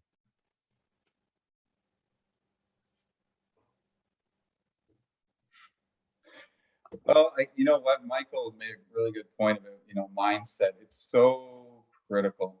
I can't say that enough. It's just where you start from is just about getting started, and then you start evolving and finding out, well, you can do something. You can be a landlord, and all of a sudden it starts to grow, and then you start learning different strategies. And again, for me, same thing. I mean, mindset was so important to scaling. Because we have a lot of these limiting beliefs that we don't have time, or it's risky, or you don't have the knowledge, know-how. But I found, for me personally, by just diving into it and make myself uncomfortable, allowed me to grow personally, where all of a sudden, I would say personally, I'm at a point where, I progressed to a totally different individual, where now a lot more is possible. But it doesn't stop there. Now it's like, okay, how do I get to this stage, right? And perhaps it's having that mentor that has done it before, because you can look at them and say, okay, that's how they did it, so you can emulate their success, right? I mean, that's probably one of the things I can say is try to emulate successful people, because they leave a lot of clues at the end of the day. That's exactly mine. So in 2016, I was attached to a mentor. So I bought 16 properties in 2016 and he bought 30. So I was always like on the low end of what somebody else is doing. And I was pacing around my pool that we had at the time at our house, pacing around the pool. And I said, that's it. I can't buy any more properties until I get my systems set up. Okay. So it was just systems, and I was, like probably overwhelmed with receipts and this and that and emails and whatever. And you know what he said? He said, fuck your systems, keep buying. Okay. Because if you stop to do the systems, and you lose momentum, and the systems are never going to be perfect. Corey McKinnon talks about, how perfect is just such an illusion. You're never going to have everything perfect. We bought more than 50 properties in the last 12 months. Like, it just blows my mind, and it blows my lifestyle. And there are days that I don't function, and then days that I'm like, look at that, I got to have a hot shower today, or whatever it is, right? So, I mean, you really have to make the commitment to scaling. And scaling is, like Luke and I would go to meetings, we'd stand outside the meeting, that would be classified as my social event. Like, I don't have any friends. If I'm not talking to an investor, I'm not talking to people. So I think it's absolutely the commitment. If you want to scale, it's going to be hard. You're going to cry. You're not going to know all the answers. You're truly not even going to know if you're going to make it to the end of the project, or what's going to, kind of go on. I've ran out of gas before, because I was like, don't spend any more money. And so I said, Larry, I ran out of gas. And he goes, well, you told me not to spend any more money. And I was like, dude, I have to get home in my car. So, like, until you've pushed yourself to the extreme, I think, we're limitless people. We have so much potential within us that, one person's idea of scaling might be 4 properties, and you think I'm crazy at 50. I remember the first time somebody told me they owned 100 properties. I was like, I don't even understand that. And now I have that, and I'm like, oh, okay, well, I am kind of crazy, and that's probably what they were to be able to get here. So, I think scaling is just pushing past belief factors that you never thought that you would ever hit. And then you just show up and go, oh, here I am. I still have more potential, but I've used a lot of it along the way. That was awesome. I would say for me, I found challenges. Challenges might seem small now looking back, when you're dealing with different, bigger challenges. But there's been multiple times when I've dealt with big challenges for me during scaling. And I think when I was starting, I think it was a lack of knowledge was my biggest challenge. And I didn't know it. I didn't know I had a lack of knowledge. So I didn't understand how, I didn't understand that private mortgages really existed. I didn't know how to buy properties without the ability, without showing income from a job, the ability to do that, to flip. I didn't know you could buy properties off market. I didn't know any of that. I didn't know you could buy properties at a discount. There was so much I didn't know. And so definitely my first challenge, I'd say I'm thinking 3 major challenges. First one was a lack of knowledge, which, I mean, all of these I still have. I've just gotten over different parts of them. So a lack of knowledge at the time. And I think I have a lot of knowledge in a lot of areas now. And I'm sure there's a lot of areas I don't know enough in. Then it was the mindset and understanding what's possible. Like Mandy was saying, I heard about investors in the US who were buying 100 houses a year. It's insane. We're hoping to buy 250 this year in our company. I didn't know that was possible in Canada. So just mindset. And what am I not imagining in my mind that I could be doing now? Why am I not buying, 150 unit apartment buildings? I don't know. I don't feel I can, but maybe I can. I don't know. So getting over that. And then the last one was also people, bringing in good team members. I think that was, when that clicked, that really helped me scale as well. Hiring was very difficult for me. Training was very hard. Systems were very hard. But bringing in the right people to put all that together for me made a huge difference and allowed me to build a team. So yeah, I think those were my 3 biggest challenges, all of which I'm still dealing with to some degree. You never really get over them, I think.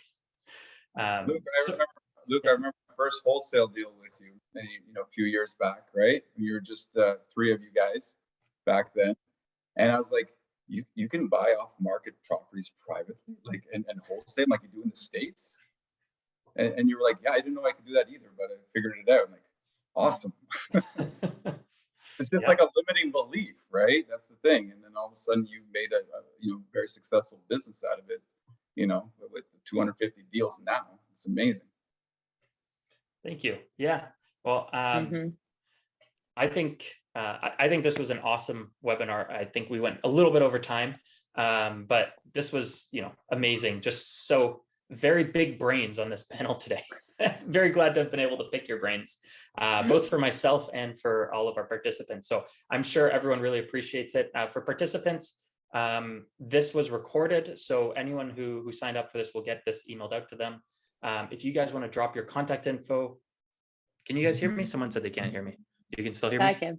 Perfect. Yep. Okay. If you guys want to drop your contact info in the chat again, or your Instagram handle, or wherever you guys want to be contacted from, in case people want to grab that.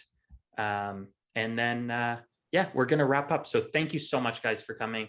If there's anything final that you guys want to say, otherwise, thanks. And I'll be talking to you all soon. I'm sure, Mandy, I may actually reach out to you. I have a 30 unit under contract that I want to ask you your thoughts on. So yeah, maybe tomorrow. Let's get in touch tomorrow. Sounds good, guys. This is awesome, Luke. Thank you so much. And again, congratulations to your big achievement last weekend. You've just, stuck true to what you've been doing, and your accomplishments are certainly being recognized. So congratulations. Thank you. I couldn't do it without my awesome team. So, and in the background, as you can see, there's a couple other people. There's Aaron and Dave keeping everything going, keeping us on track. So yeah, thanks to my awesome team as well. Okay. Thanks a lot, guys. Have a good night.